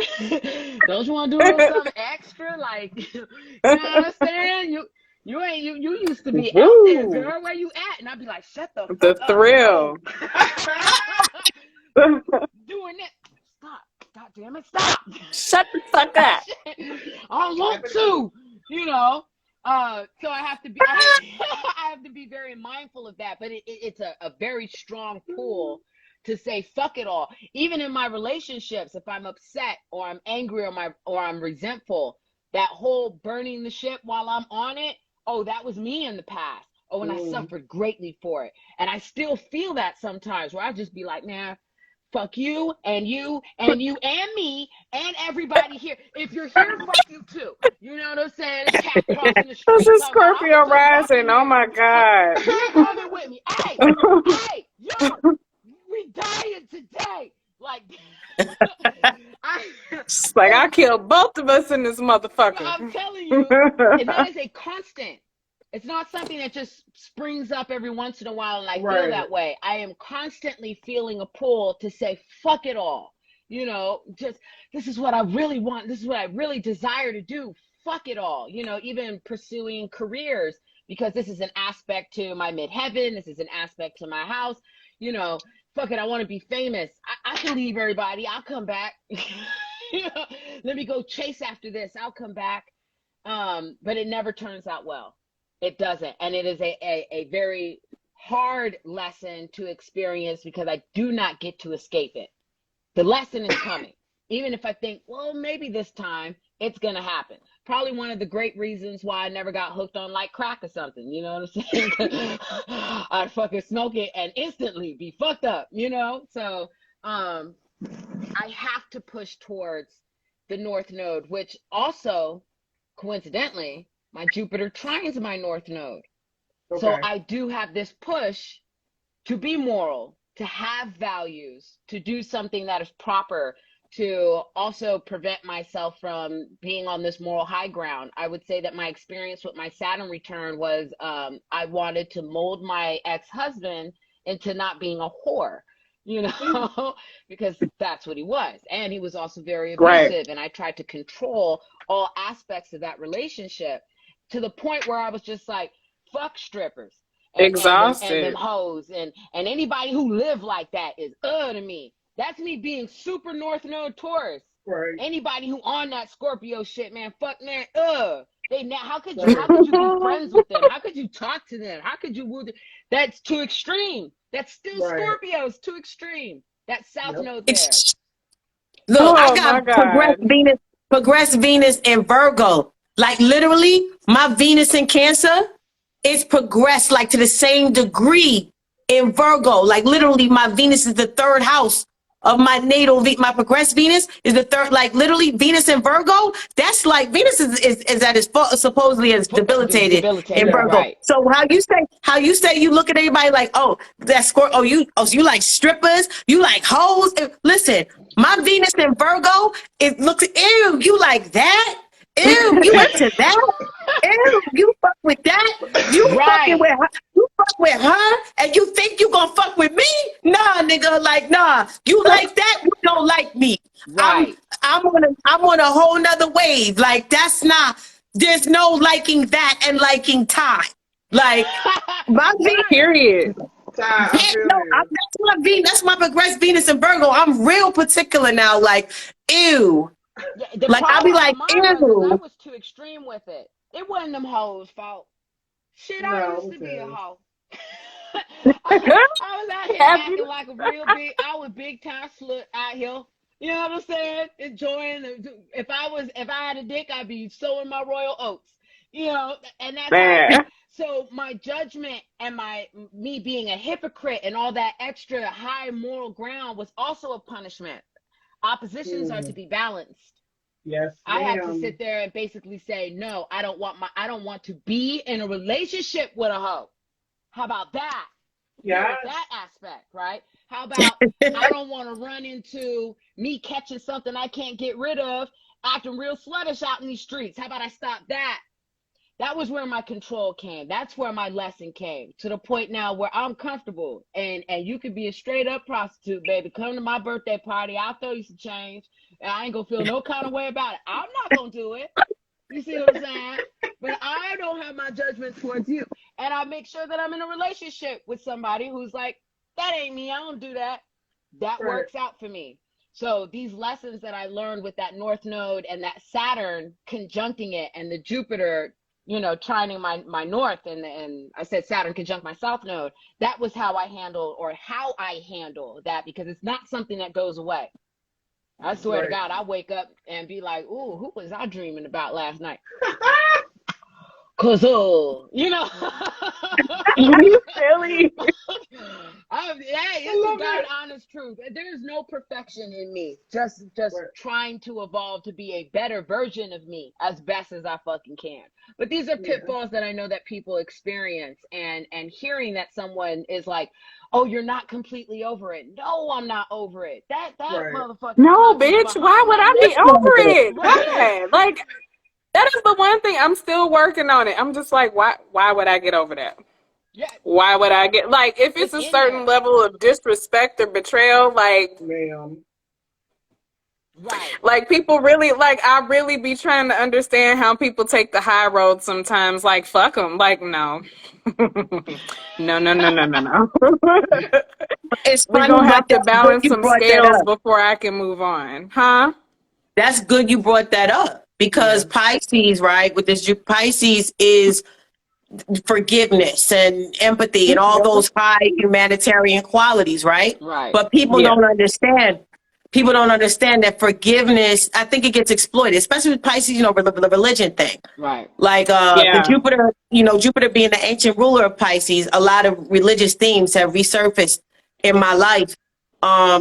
Not so much like I was actively seeking them, but like just for whatever reason, could be scriptures or whatever, just like biblical scriptures. Like the stuff is just really like surfacing in my life.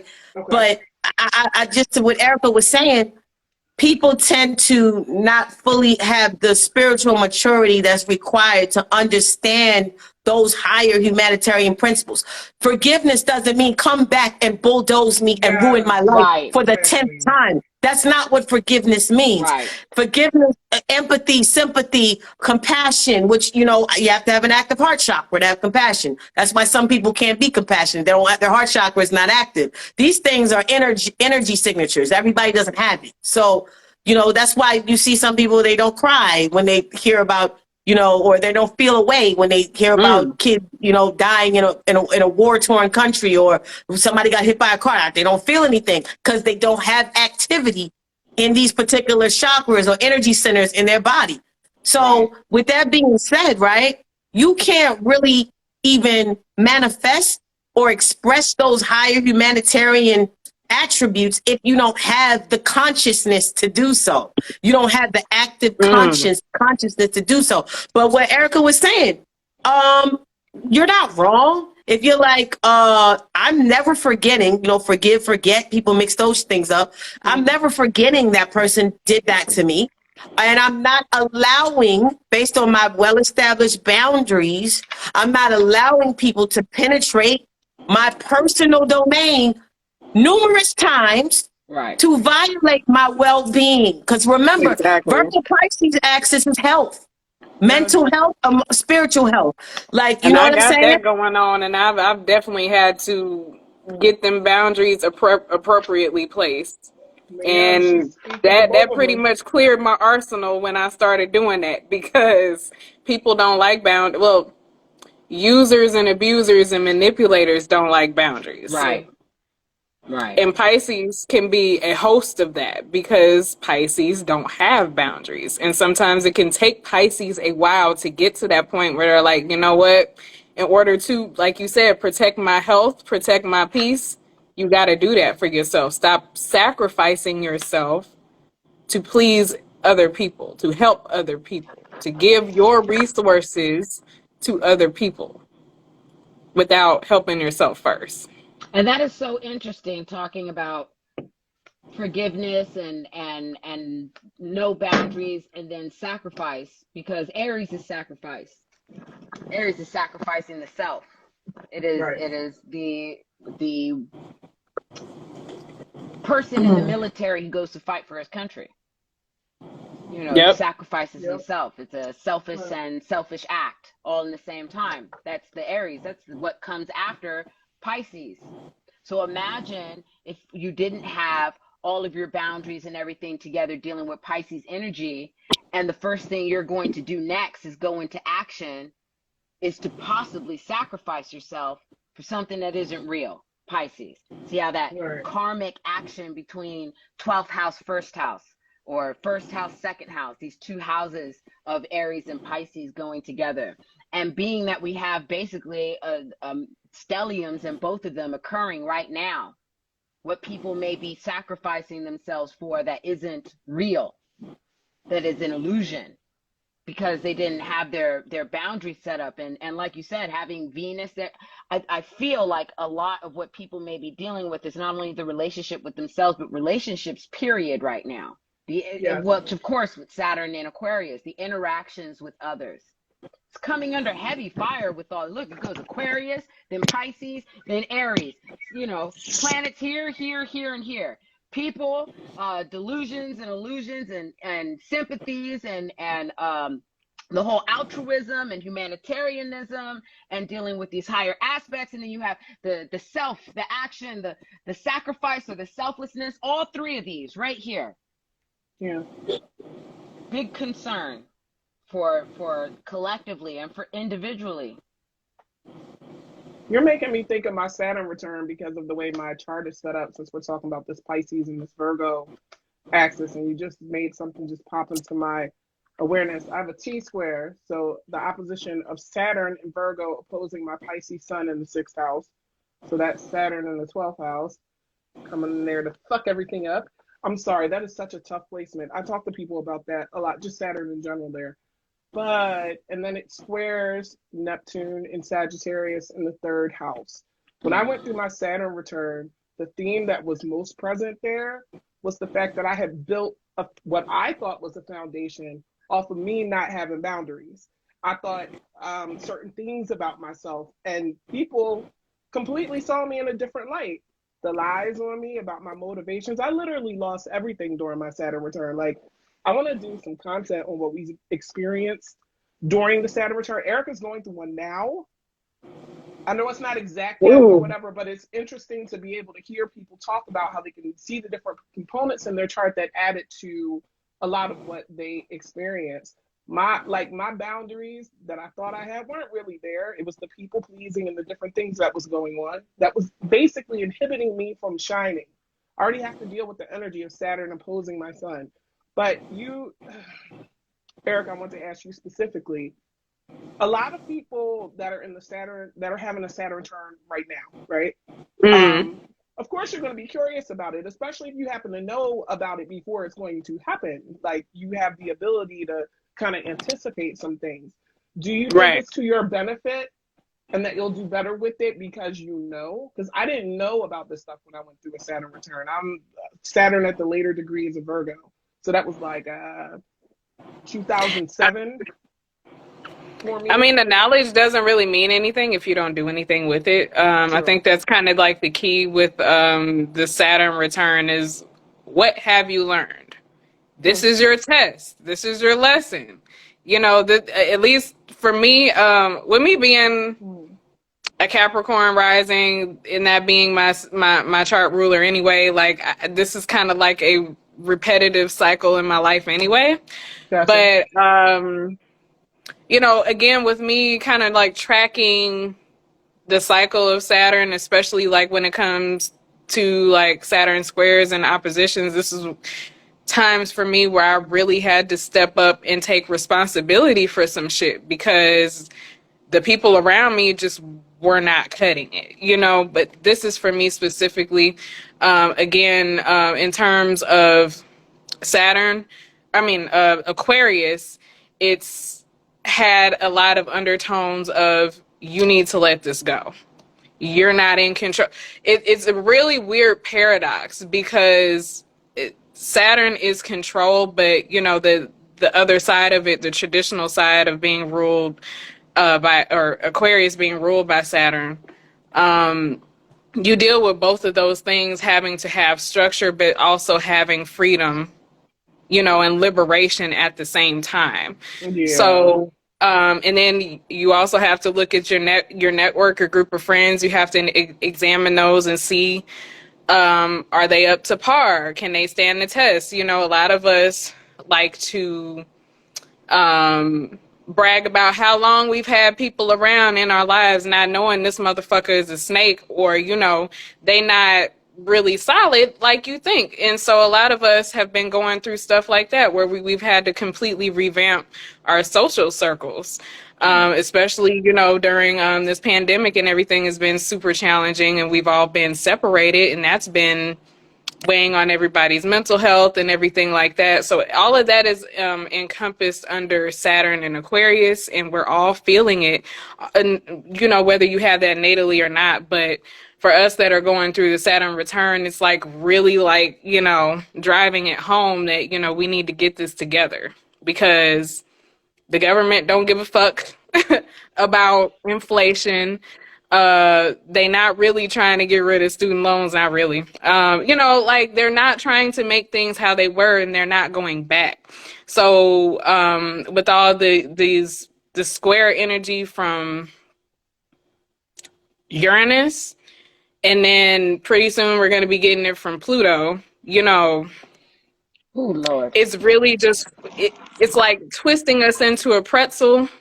We have to change a lot of things that we were taught and brought up on, you know, like traditions. That's another thing. Saturn and Aquarius, breaking the status quo. It's a lot. We're under a lot. That's all I have to say. But, and for me, I will say figuring out what you need to keep and figuring out what needs to change, if that makes sense. And you have to do a little bit of both. So using what you've already learned as a foundation, the Saturn part, and using Uranus to change, to use it to evolve, because Uranus is all about evolution as well. We have to evolve as a species. Yeah. We have to use the knowledge that we've, you know, gained thus far to evolve. Yeah. Y'all were talking about that in the last video too, being responsible with that knowledge. Ty was saying that, like, that's a perfect way to look at it for anybody going through this right now. But of course, this is all collective still. So how we see this taking place with these nodes, like Ty, you have nodal positions in Leo and Aquarius, correct? So do I. How do you think it's affecting people under? I know ours is kind of like opposite, because your south is Leo and north is Aquarius, and mine is the opposite. Just kind of seeing how this is working out in the collective with people that have that. This is another good thing to tell people, to pay attention to what the nodes are doing to their nodes. You might not be having a nodal return, but how are the nodes affecting you personally? Do you know where they are?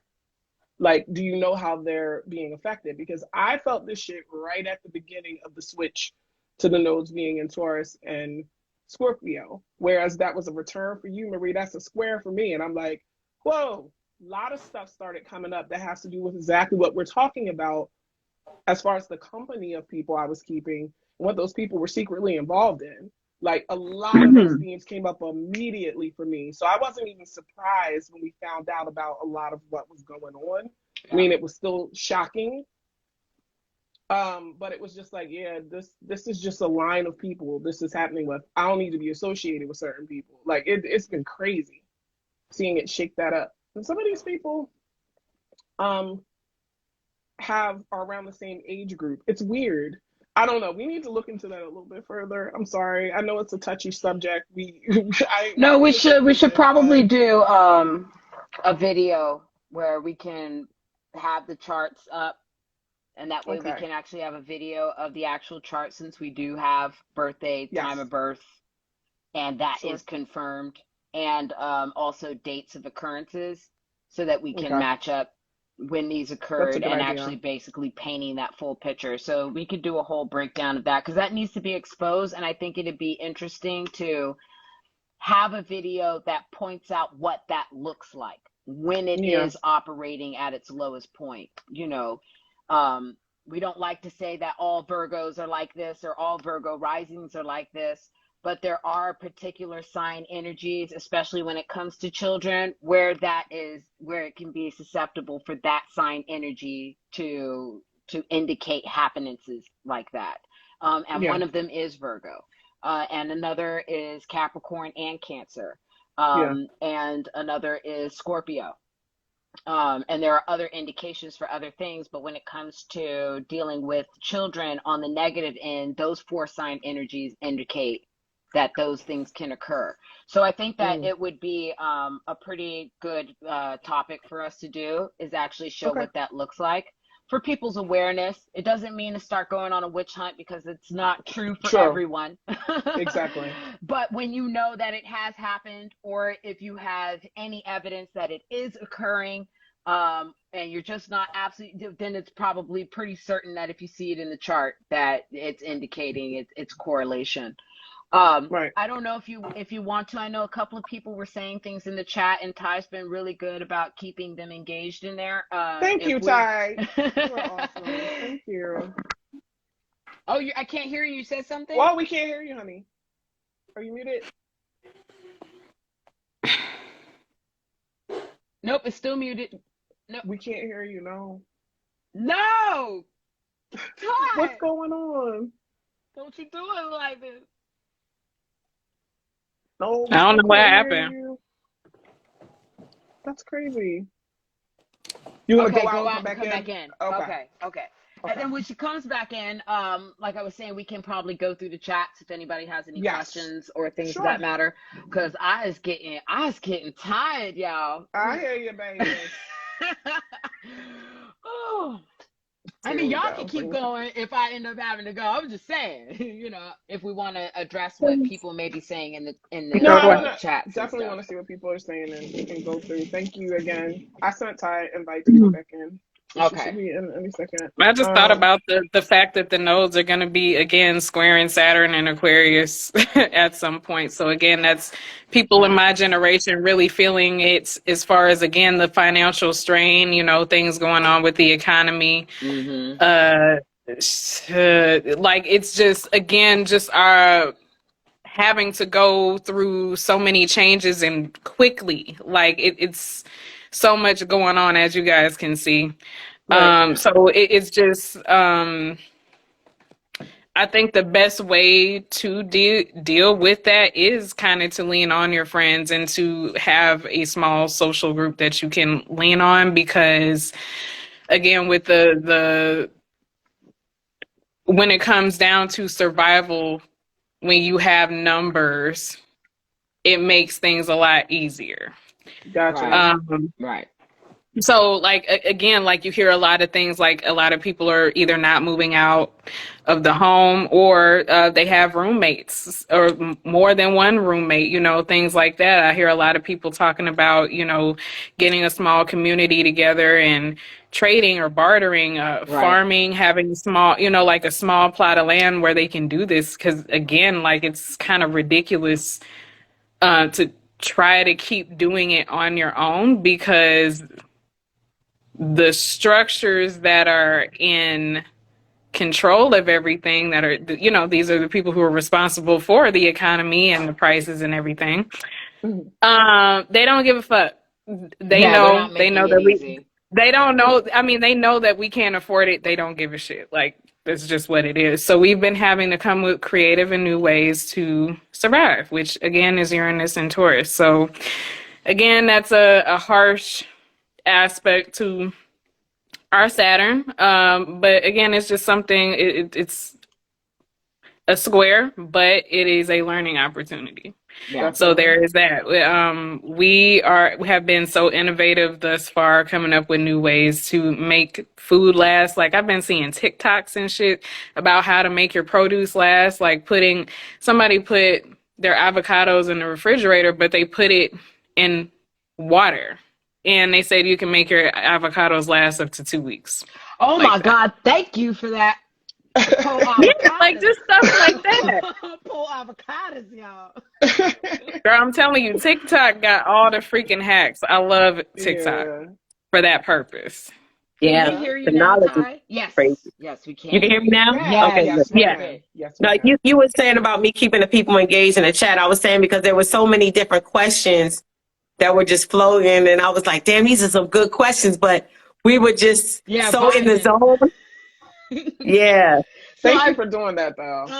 So I was saying before you had left, if you heard that part, if there was anything that someone wanted to speak about in the chat, we could start addressing any questions or anything that we might have said this evening that sparked a thought that they want to add on to, or whatever the case is. It's so much going on. Somebody talking about they told their man to get out the house because he was cheating. Somebody else said, like, I'm scrolling these correctly. Like, it's just, I done missed all this. Let me.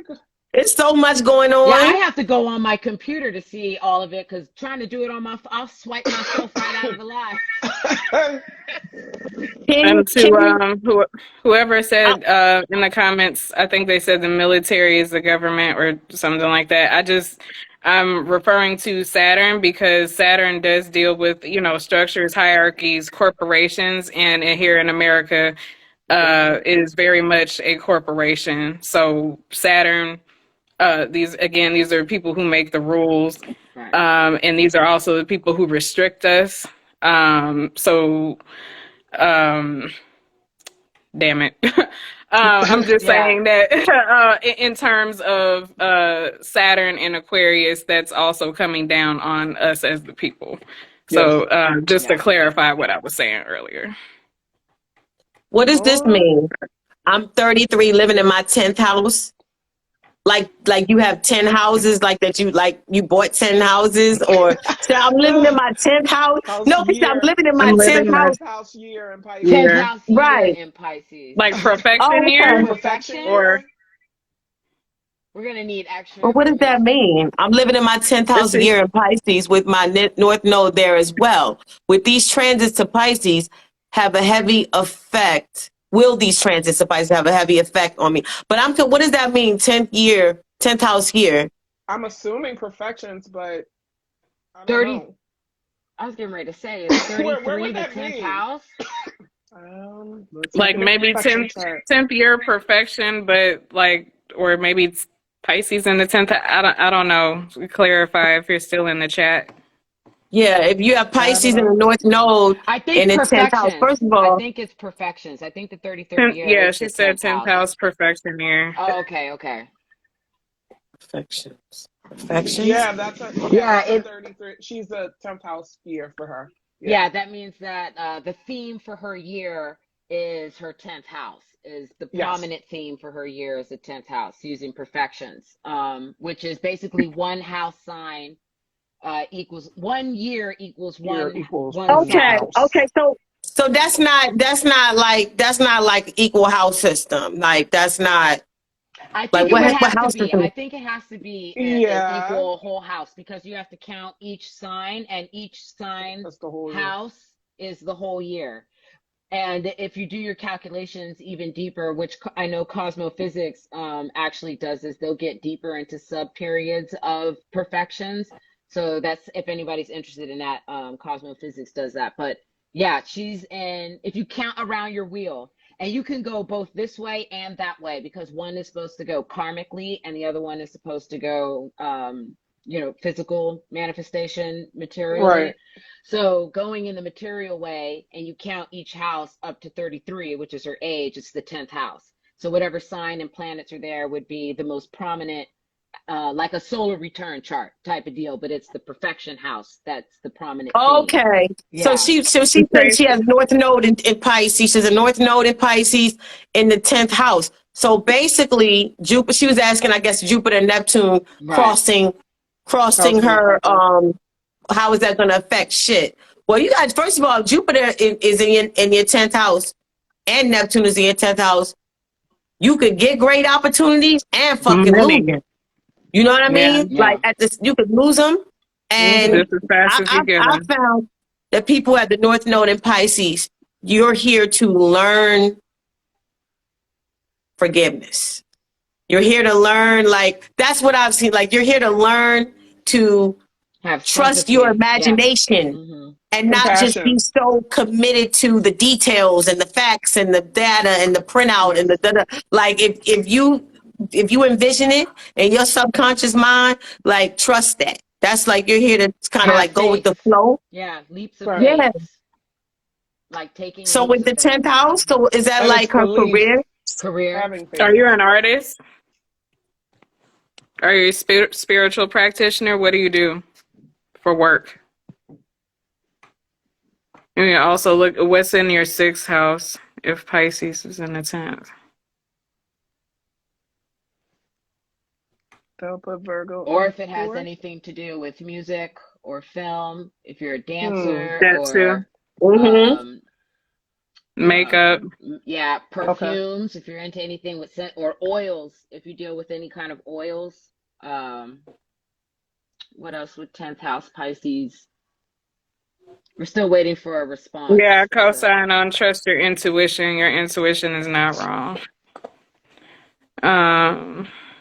For North Node and Pisces specifically. But I would definitely if you are an artist or whatever, like, right, that Jupiter-Neptune conjunction that's going to be perfected over these next 3 or 4 days, that's really great for the professional sector of your life. That like from now to like Thursday, Jupiter-Neptune conjunction is exact. They join at 23 and they stay joined and move when they move to 24. So this next week, I don't know what you got going on career-wise. I don't even know if the person is still in the chat, but they said that they're an assembler by trade, but singing is their passion. Oh, you better go for that, girl. Do you have a singing opportunity coming up? Has it been presented to you already? Right, especially now with Venus transiting your 10th, because that's the voice that is singing. Right. Yep. This is the time. Jupiter, Neptune, that to get your music out there too. Jupiter. Yeah. It's literally everybody, like, it's at the top of your chart. That's everybody looking at you, putting your talents on display. Yes. Yeah, because that's the thing with Pisces too, is the opportunity to miss things, which may have been something experienced even when it comes to career. Like, it's right there, you didn't see it. You know, Right. the choice was there, you didn't see it.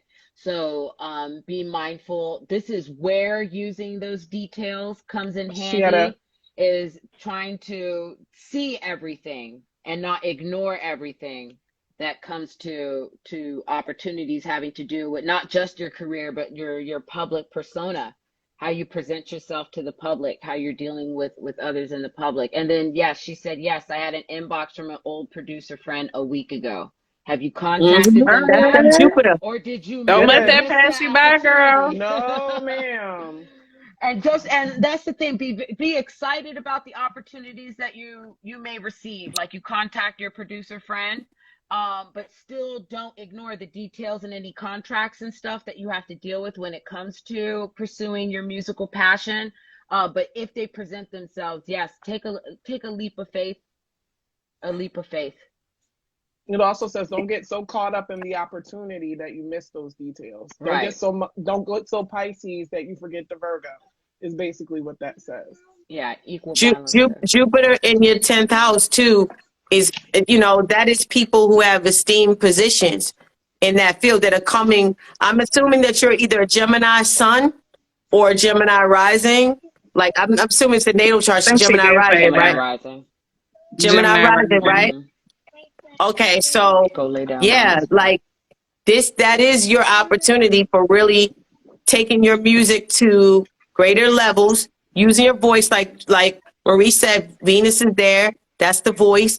And then the Jupiter is the noted people, the noted respected individuals who are the gurus who come through in that professional sector of your life to assist you. The Neptune, like you said, whatever you do for a day job, I forgot what you said for the day job, but the Neptune there might be you like leaving that shit alone. Like, maybe, I'm not telling you to quit your day job. I'm just saying that Neptune in the 10th house is you actually doing artistic or creative things professionally, but it could also be those things leaving you gradually. Yeah. So because you have to leave one thing, right, to make room for something else. So maybe this is an opportunity where Jupiter and Neptune are going to be conjoined at the top of your chart in that 10th house, where, you say, this is dissolving. Neptune is where things dissolve. And this is what I'm going to pursue. This is my passion. It's my North Node. Remember, you are here to do the Piscean thing. You're here to do that. So and don't take advantage of this. With any delays you may be experiencing with traveling and moving around or getting about because of any delays or disappointments you have with trying to travel, since you have Saturn transiting your 9th house and it's opposing your moon, because she has the moon in Leo. That just means that you need to find a different avenue. Use the internet.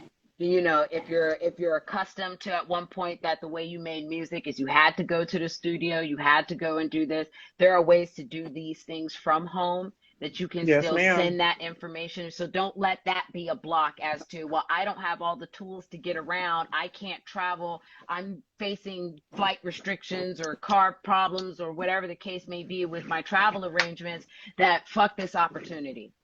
Then just find another avenue to accomplish it, and use technology or anything in your near environment. Maybe invest in things to have in your own home to produce your music or to record. And trust me, there's a lot of things people can do with music that they weren't able to do before. You could send in a shitty track and they gonna turn that bad boy into something fly. Yes.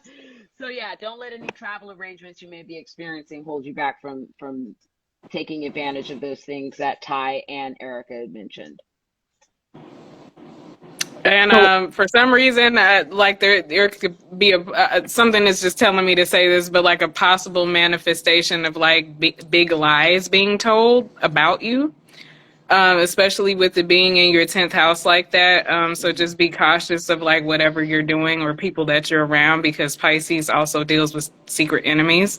And with it being in your 10th house, you know, especially in the career sector, you really need to watch what you do and say at this time at the workplace. That's a fact. That's a fact. All right. So her response before we move on to other people, she said she did ignore the producer's email at first, but she replied to it yesterday. Let's see. She said that yes, because that's exactly the problem. Her and her producer live in different cities, travel arrangements and Long distance. distance. And oh my God, thank y'all. Oh, yeah, but she did say that she had gotten that reply from the producer a week ago and then You're hit him back welcome. yesterday. So she said thank you. Okay, do we have other people? I'm trying to scroll up. Radiant dot Vibrus says Saturn return, Saturn in Aquarius, obviously, Capricorn Sun, Leo rising, Sag moon, Venus in Pisces, Mars in Cancer, Gemini, and Sag North South Node, 8th personal year. Well, I am happy to see all these perfectionist users. Yes. Perfections were commonly used not that long ago, and here we have all these people jumping up on perfections. It's pretty cool. Good job, y'all. Right. I don't even remember mine off the top of my head. Kudos to y'all. yeah, I'm like, Saturn return. Well, they having a Saturn return like you, Erica. They having a Saturn return like Erica. And I remember, Janét, you were saying like you were commenting on the Saturn return. You wanted to know how everybody's Saturn return was. Yes. I had my Saturn return. I had a major operation, like an operation that took place in my life. Yes, and the irony is, my mother had the same operation when she was 28. Wow. Yeah. My mother had the same operation when she was 28, and I had it when I was 28, my Saturn return. So I was like, okay. Later, I will say this, and this is to apply to this person with the Saturn return, the Leo rising. So you got Saturn in return in your 7th house. Saturn in the 7th house means that your partners have to either they have to play a very key role in your maturation process. Like they have to really play a role in you growing up, being better, doing better. When you know better, you do better, right? So your Saturn in the 7th house is these people come to be advantageous to me, or they got to get the fuck out. No, there's no middle ground. Like, well, we play around. You know, sometimes sometime lover might, you know, friends with benefits, you know, whatever, meantime, between time. That shit, when Saturn is in 7th house, it does not work. You know this to be true, Erica. You're learning this, right? If the person is not there to help you grow, to expand your business, to help you become more committed at what you're doing, they're out of there. So Leo rising, Leo's notice, but y'all can go ahead and chime in on that. You were dead on about Leo. Leo's experiencing this. I tried to warn a Leo friend of mine 3 years before. You know, sometimes you can't give that much forewarning. It just goes in one ear and out the other. But I tried to warn her 3 years before Saturn had entered Aquarius, and when Uranus had entered Taurus. Two of the things that Leos and Leo risings are experiencing is not just relationship issues, but also their career issues. One of the biggest things to stop from any kind of financial strain is do not let go of one vine before you have your hand firmly grasped on the next one. That means don't jump do not jump from one career because you're sick of it and you want to suddenly change before you grab onto another one that you can leave that one. That is one of the main issues I've been seeing with Leos and their financial problems is they let go too quick before they were able to secure something else. The other thing, it goes right back to what you were saying earlier, Ty, because this is the Taurus is letting go. You are either going to be forced to let go of things that, and here goes the cliche, no longer serve you. Serve you. You'll be forced to let go of those things, or you can let go of them yourself. They know exactly what it is that is causing them strain. It is the constant headache that they are dealing with on a day-to-day basis, and it usually has to do at this point in time with either their partners, like Ty said, or their career choice or their job. Yeah. And in order for you, especially when it comes to partners, 9 times out of 10, what I've already seen with this is that that's just going to have to be a let go. You know, and you knew it for quite some time. Actually, you knew it 7 years prior, or you knew it 2 years prior. Whatever the case is, you knew it a long time ago that you were beating a dead horse. You know, so their part goes with letting go. The career thing, sudden changes. Only thing that I could say is that if you didn't let go of your job, don't let go of it yet until you have something else firmly in place. And then the other thing is that if you did let go of your job before you had something else suddenly in place, you're going to have to quickly start using your resources to start making some kind of hustle for yourself. And it has to be for you. Let me make that key point again right there. It has to be for you. Whatever that business choice, that side hustle, it cannot be, at this point in time, it cannot be to help sustain somebody else's business. If you don't have a job and you need to start something for yourself, it can't be, I'm going to help somebody else get their shit up off the ground and maybe I'll benefit from that. It has to be for you. It has to be your business, something that it has to be your side hustle. It has to be your money, because it's going to come and go. That Uranus with money and the career, very unstable career choices, very unstable income coming in from jobs. You are going to need to make sure that everything you're doing as far as earning an income is strictly for you, because that may not last and you'll need to be able to jump to something else. So keep your options open. Don't hold on to anything too tight, because you're going to kind of jump around till you find your place. And yeah, that's what I have for Leos, because I witnessed the bad side of this with a few of them. So there goes my advice if you haven't run into that just yet. Be right back, and y'all. Leos, you know why Marie was saying, like, don't just be impulsive and, you know, quit this job because you're mad or whatever. Make sure because you have Uranus, the planet of unexpected change in your professional sector. That's why she was saying that. Like, Uranus in your 10th house, Leos. So that means that there will be unexpected shit that happens. Like, that's why Marie was, I'm just saying, so they know why you're telling them. Like, there'll be unexpected dynamics that occur around your job related or career related scenarios.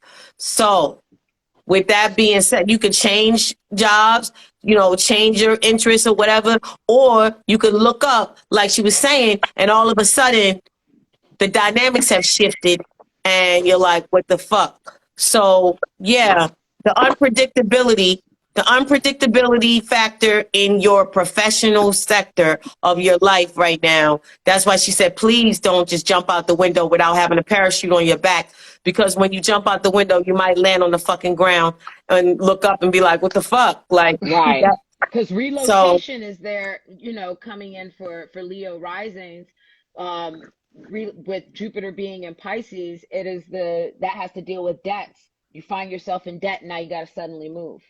You don't have enough money and now you got to suddenly move. So now you have to sell all your stuff. You have to move all your stuff out. So it's a very unpredictable time, and being very cautious, but being open, because in that unpredictability, opportunity is there, as long as you don't let yourself be dragged into despair.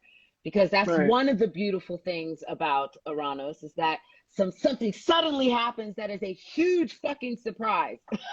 And if you leave yourself open to it, you can snag onto that opportunity.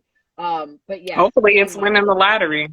Right. Hey, you never know. It's a sudden lifestyle change. Having Uranus transiting your 10th house means that your entire lifestyle is going to suddenly change. You will definitely, when that transit is done, look back and be like, who was that bitch?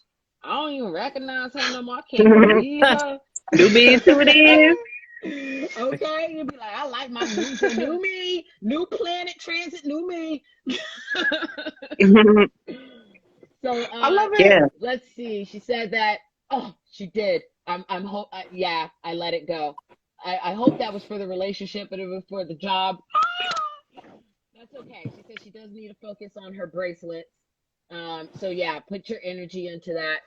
And somebody said I relocated back in August and I'm a Leo rising, but I saved money and I have a lawsuit pending to do so too. Kudos to you. That's the good side of that. Right. And they said they deaded their relationship and music career, but did save up money to maintain. So that was the other Leo rising that said that the very same things were going on there. Similar Saturn in Aquarius is also being forced to not give a fuck.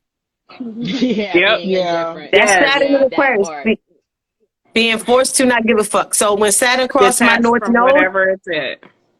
Yep, and my Mars. Like, it's funny, I have a friend, she always said, I care, but I don't give a fuck. That's her saying, I care. So Sun in Cancer, I care. North Node, Mars, and Aquarius, but I don't give a fuck. Yep. I like that. I have Saturn in Aquarius square Pluto. So Saturn is in my second house. I've had to learn the hard way that I don't own anything. Like I haven't learned to detach from my material possessions because I've had to start over so much, like just throughout my whole life. So naturally, it just kind of.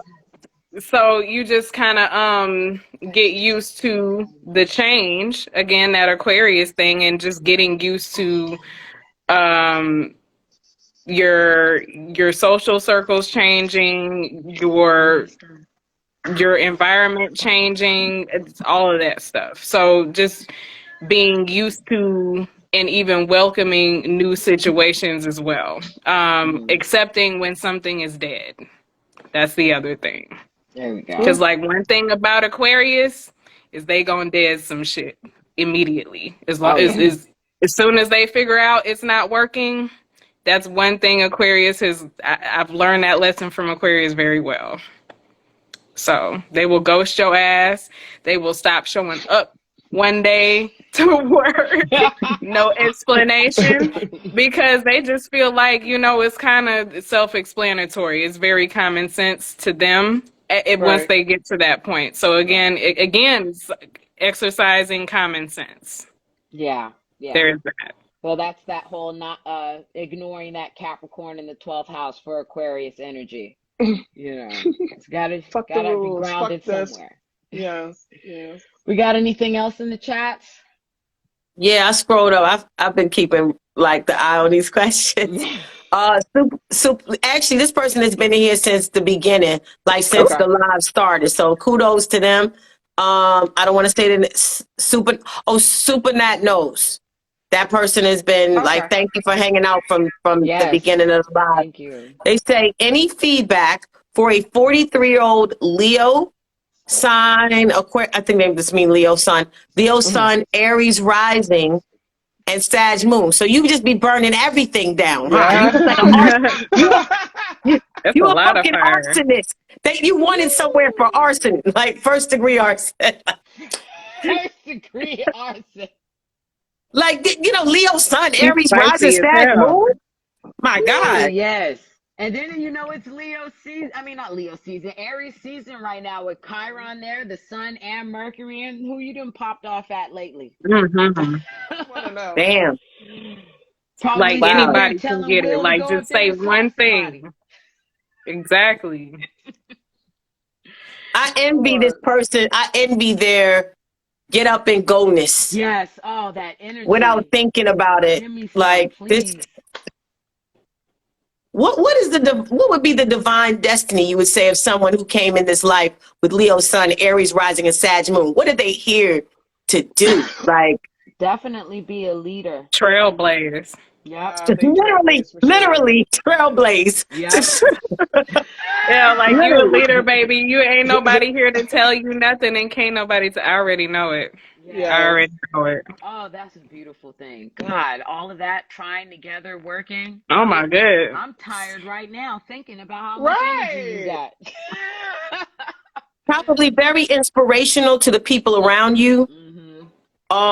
You know, you should be able to walk into a room and literally light up the room with your energy. Just by virtue of, you know, and Janét, with you having the North Node in Leo, you're here to learn that. You're here I'm to interested to know the rest of the chart. Yeah. You're here to be like, I'm stepping up on stage. Is this mic on? I'm Hello. here. Like, you're here to learn to do that. That's definitely a lesson. Even my North Node return reflected that. I was doing music, and I was exclusively doing music in groups. And then North Node return 18.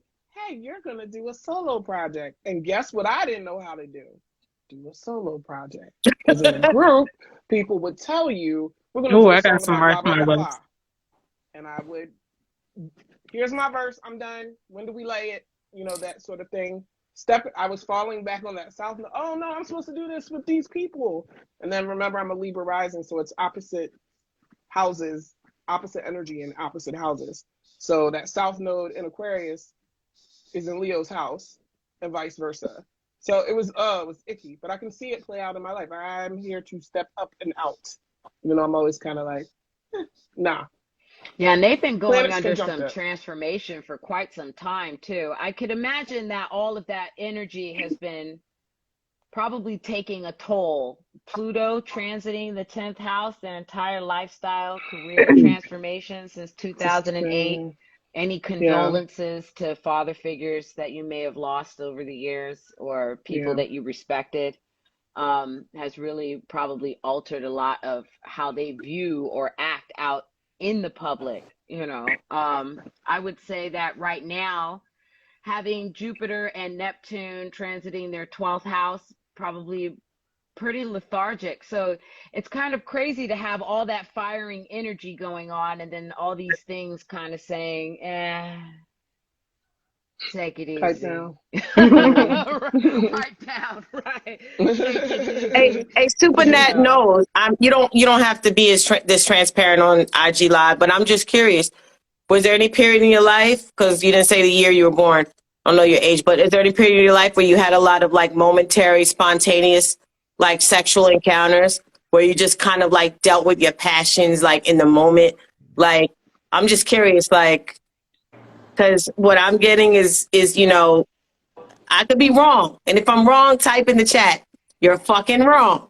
But, but I'm thinking that you had a period in your life where you were like kind of just going for it. You know what I'm saying? In terms of your attractions and, you know, the raw, like the raw primal attractions that you had to people, and you were just kind of going for it. And then what you learned from that was, the attraction is natural, but let me just try to get a little more knowledge and information about the situation before I just kind of like jump in.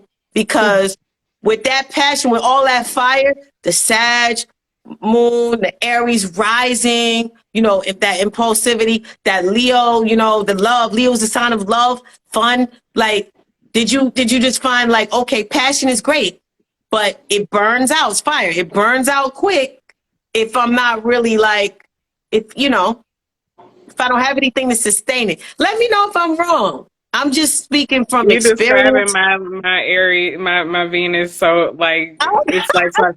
And then it's like in the Leo decan too, so it's like okay, that stings a little bit. Like, do you feel called out? A little bit. It's fine. It's okay, girl. No, I was very political. If I wasn't being tactful, I would have said, chill, leave the one night stands alone. Leave the one night stands alone. That's Venus and Aries. I'm sorry, Venus and Aries, Mars and Aries people, but that's true. Like, y'all. She going out to everybody Venuses tonight. Ty, I'm gonna see you at 3 o'clock. I'm sorry. When Uranus was in Aries, oh my God. I'm playing. No, I can't accuse all Venus and Aries of having one night stands, but I'm just saying, like, that idea of just going off of the unbridled passion. when you want to like connect to another soul and you just don't really care about anything else. All you care about is I'm hot. I'm hot inside. Like, I'm just saying. I'm sorry. So I'm funny. sorry. Erica fucking disappeared. Damn. Oh, look at you. Oh no. We good. I was just making sure, Ty, like, you ain't talking about my Venus yet, but I was going to. Oh no, I'm good. I'm like, Okay.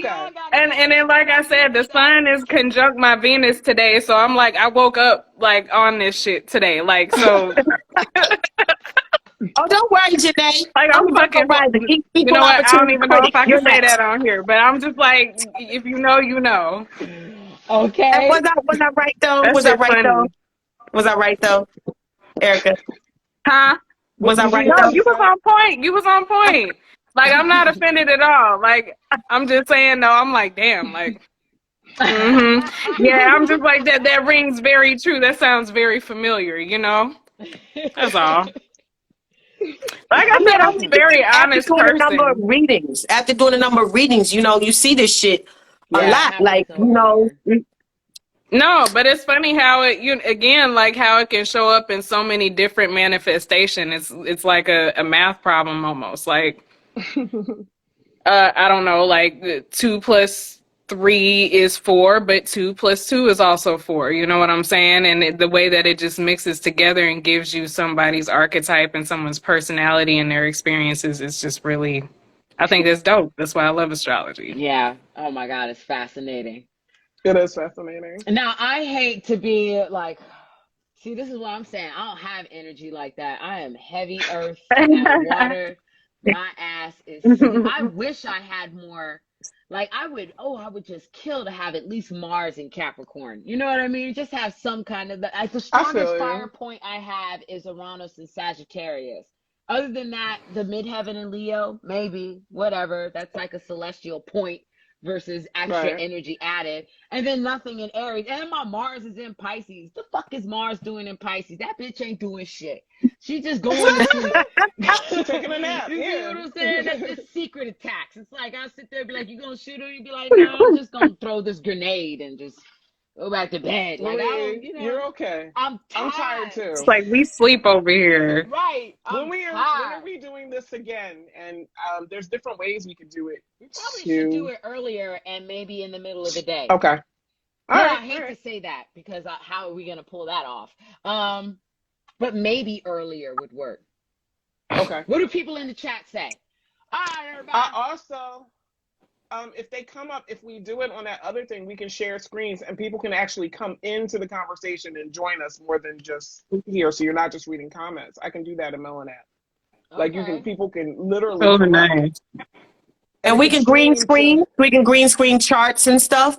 Yeah, you can do stuff like that. You can have a green screen in there. Also, it'll stream to multiple platforms at once, and all the questions from Facebook, YouTube, here, wherever will come up. So, but we can put the link, we can pin the link or whatever, so that people can actually come up if they want to talk. So, just trying to get a good date or day to do that would be great. I think this is a lot of fun. It's a lot different than what we're used to when we're just recording, but I'm so happy to have this audience participation. This is beautiful.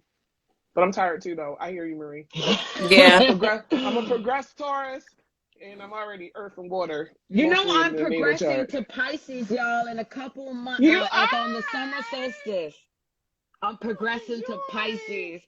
Can you feel it coming already in them progressions? I swear I felt mine coming. One, I want everything around me to shut up. Like, I want my house quiet. I want peace. You get it. You get it. Shut the fuck up. Shut the fuck up. Just be Turn quiet. it off. Right. It's too much noise, too much everything. Like, I want my kids to just not be kids right now. Be something else. Yeah. Like, can you get your own house? Can we, like, separate? Welcome to our world, Marie. You coming over to Pisces soon. I can't wait. And that's my 5th house too. So I'm curious how that's gonna play out, because that's where I have Mars and Venus.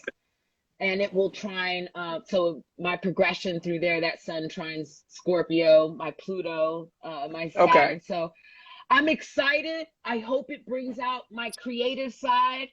But I'm like, that sounds like fun. Right. Yeah, but I also hope that, I don't start. Maybe it's my practice now. I don't want to get addicted to anything because that's one thing that I'm starting to like. I need weed to go to sleep. Like I need it now. I ain't used to need it, but I'd be like, where my blunt? Where my? I know where you're at now because I'm there. I'm like, yeah, just laying at the ceiling, like, God, why? Like, I just need to smoke like just 2 puffs. That's it. Like, so I can go to bed. I need something, and I hope that if I do progress to Pisces, that I just don't disappear. Because I want to sleep and be by myself and just I hear be you. like, where's Marie and stuff? And I'm under blankets, minding my business. So I hope that doesn't happen. I hope it brings out more of my creative, Nah, your ass gonna be in the house. You definitely gonna be on some hermit mode shit. My brother, who is an Aquarius sun, he's progressed Pisces. This nigga does not leave his room for another to shit and shower. That's it. Girl, oh my God, this shit is unreal. It's unreal. Like, it's already started. He's out on a date right now, and I'm like shocked. I'm like, you what? Right. You left your cave? Is this real? Oh my God, a glitch in the sim. Oh my goodness. Yo, Marie. In the city with me. Y'all gonna have to like show up to my front door and be like, you are getting out of this house, girl. Yeah, we gotta drag you out by the hair. Yes. Man. Yo, Marie, it's that Saturn transit in your 4th got you wanting to have a quiet house now. You want to regulate that. Yeah, that Saturn coming to your 4th. Every bit of it. I want to wake up to a completely immaculate home with no noise. Like, I want one of them home network houses where there's nobody in there. So it's just... So you one of them parents that don't want no dishes in the sink. I'm already hip. Yeah, yes. I'm all... Not a fork, not nothing. I like that before. I'd be a little lenient and stuff. You know what I mean? But like now I'm really on it. Like they walk over something. Excuse me? You didn't just see that. That toy. That sock. I look like a fucking maid. Pick that shit up. Like I'm sitting there yelling, I'm not a slave in my house. So you see how the Saturn in Aquarius is, I want my freedom. I'm not a slave. Give us free. Yeah, let me out. I'm not your slave. It's crazy. We're gonna talk about this more, I'm sure. But yeah, I've got to go to bed. Yeah. I love y'all. Y'all are amazing. Thank you everybody that joined us and all of our followers getting to know. This is our team. We're the Astro G ladies. So my followers, follow them. Make sure that you're following Ty, Urka. Everybody follow each other. Gangsta Certified because this is our round table. We're gonna do it better than Jada. Oh my goodness. You better stop for Will come find your ass. Smack your ass up. Smack the shit out of you because you know he'll do it. I'm gonna hurry up and find Urka and hide behind her. I'd be like, you're Venus Aries. Listen, like I said, like people gonna want to fight me after I say what I gotta say. So yeah, like I'm saying, don't start none, won't be none. That's my policy. Right. So.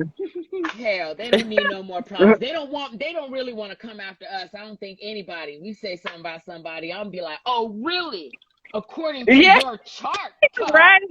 I know what you We did. Basically, someone said Astro Table Talk. Yeah, I like that. I like that. Astro Table Talk. Astro Table Talks. We're going to do it better than them.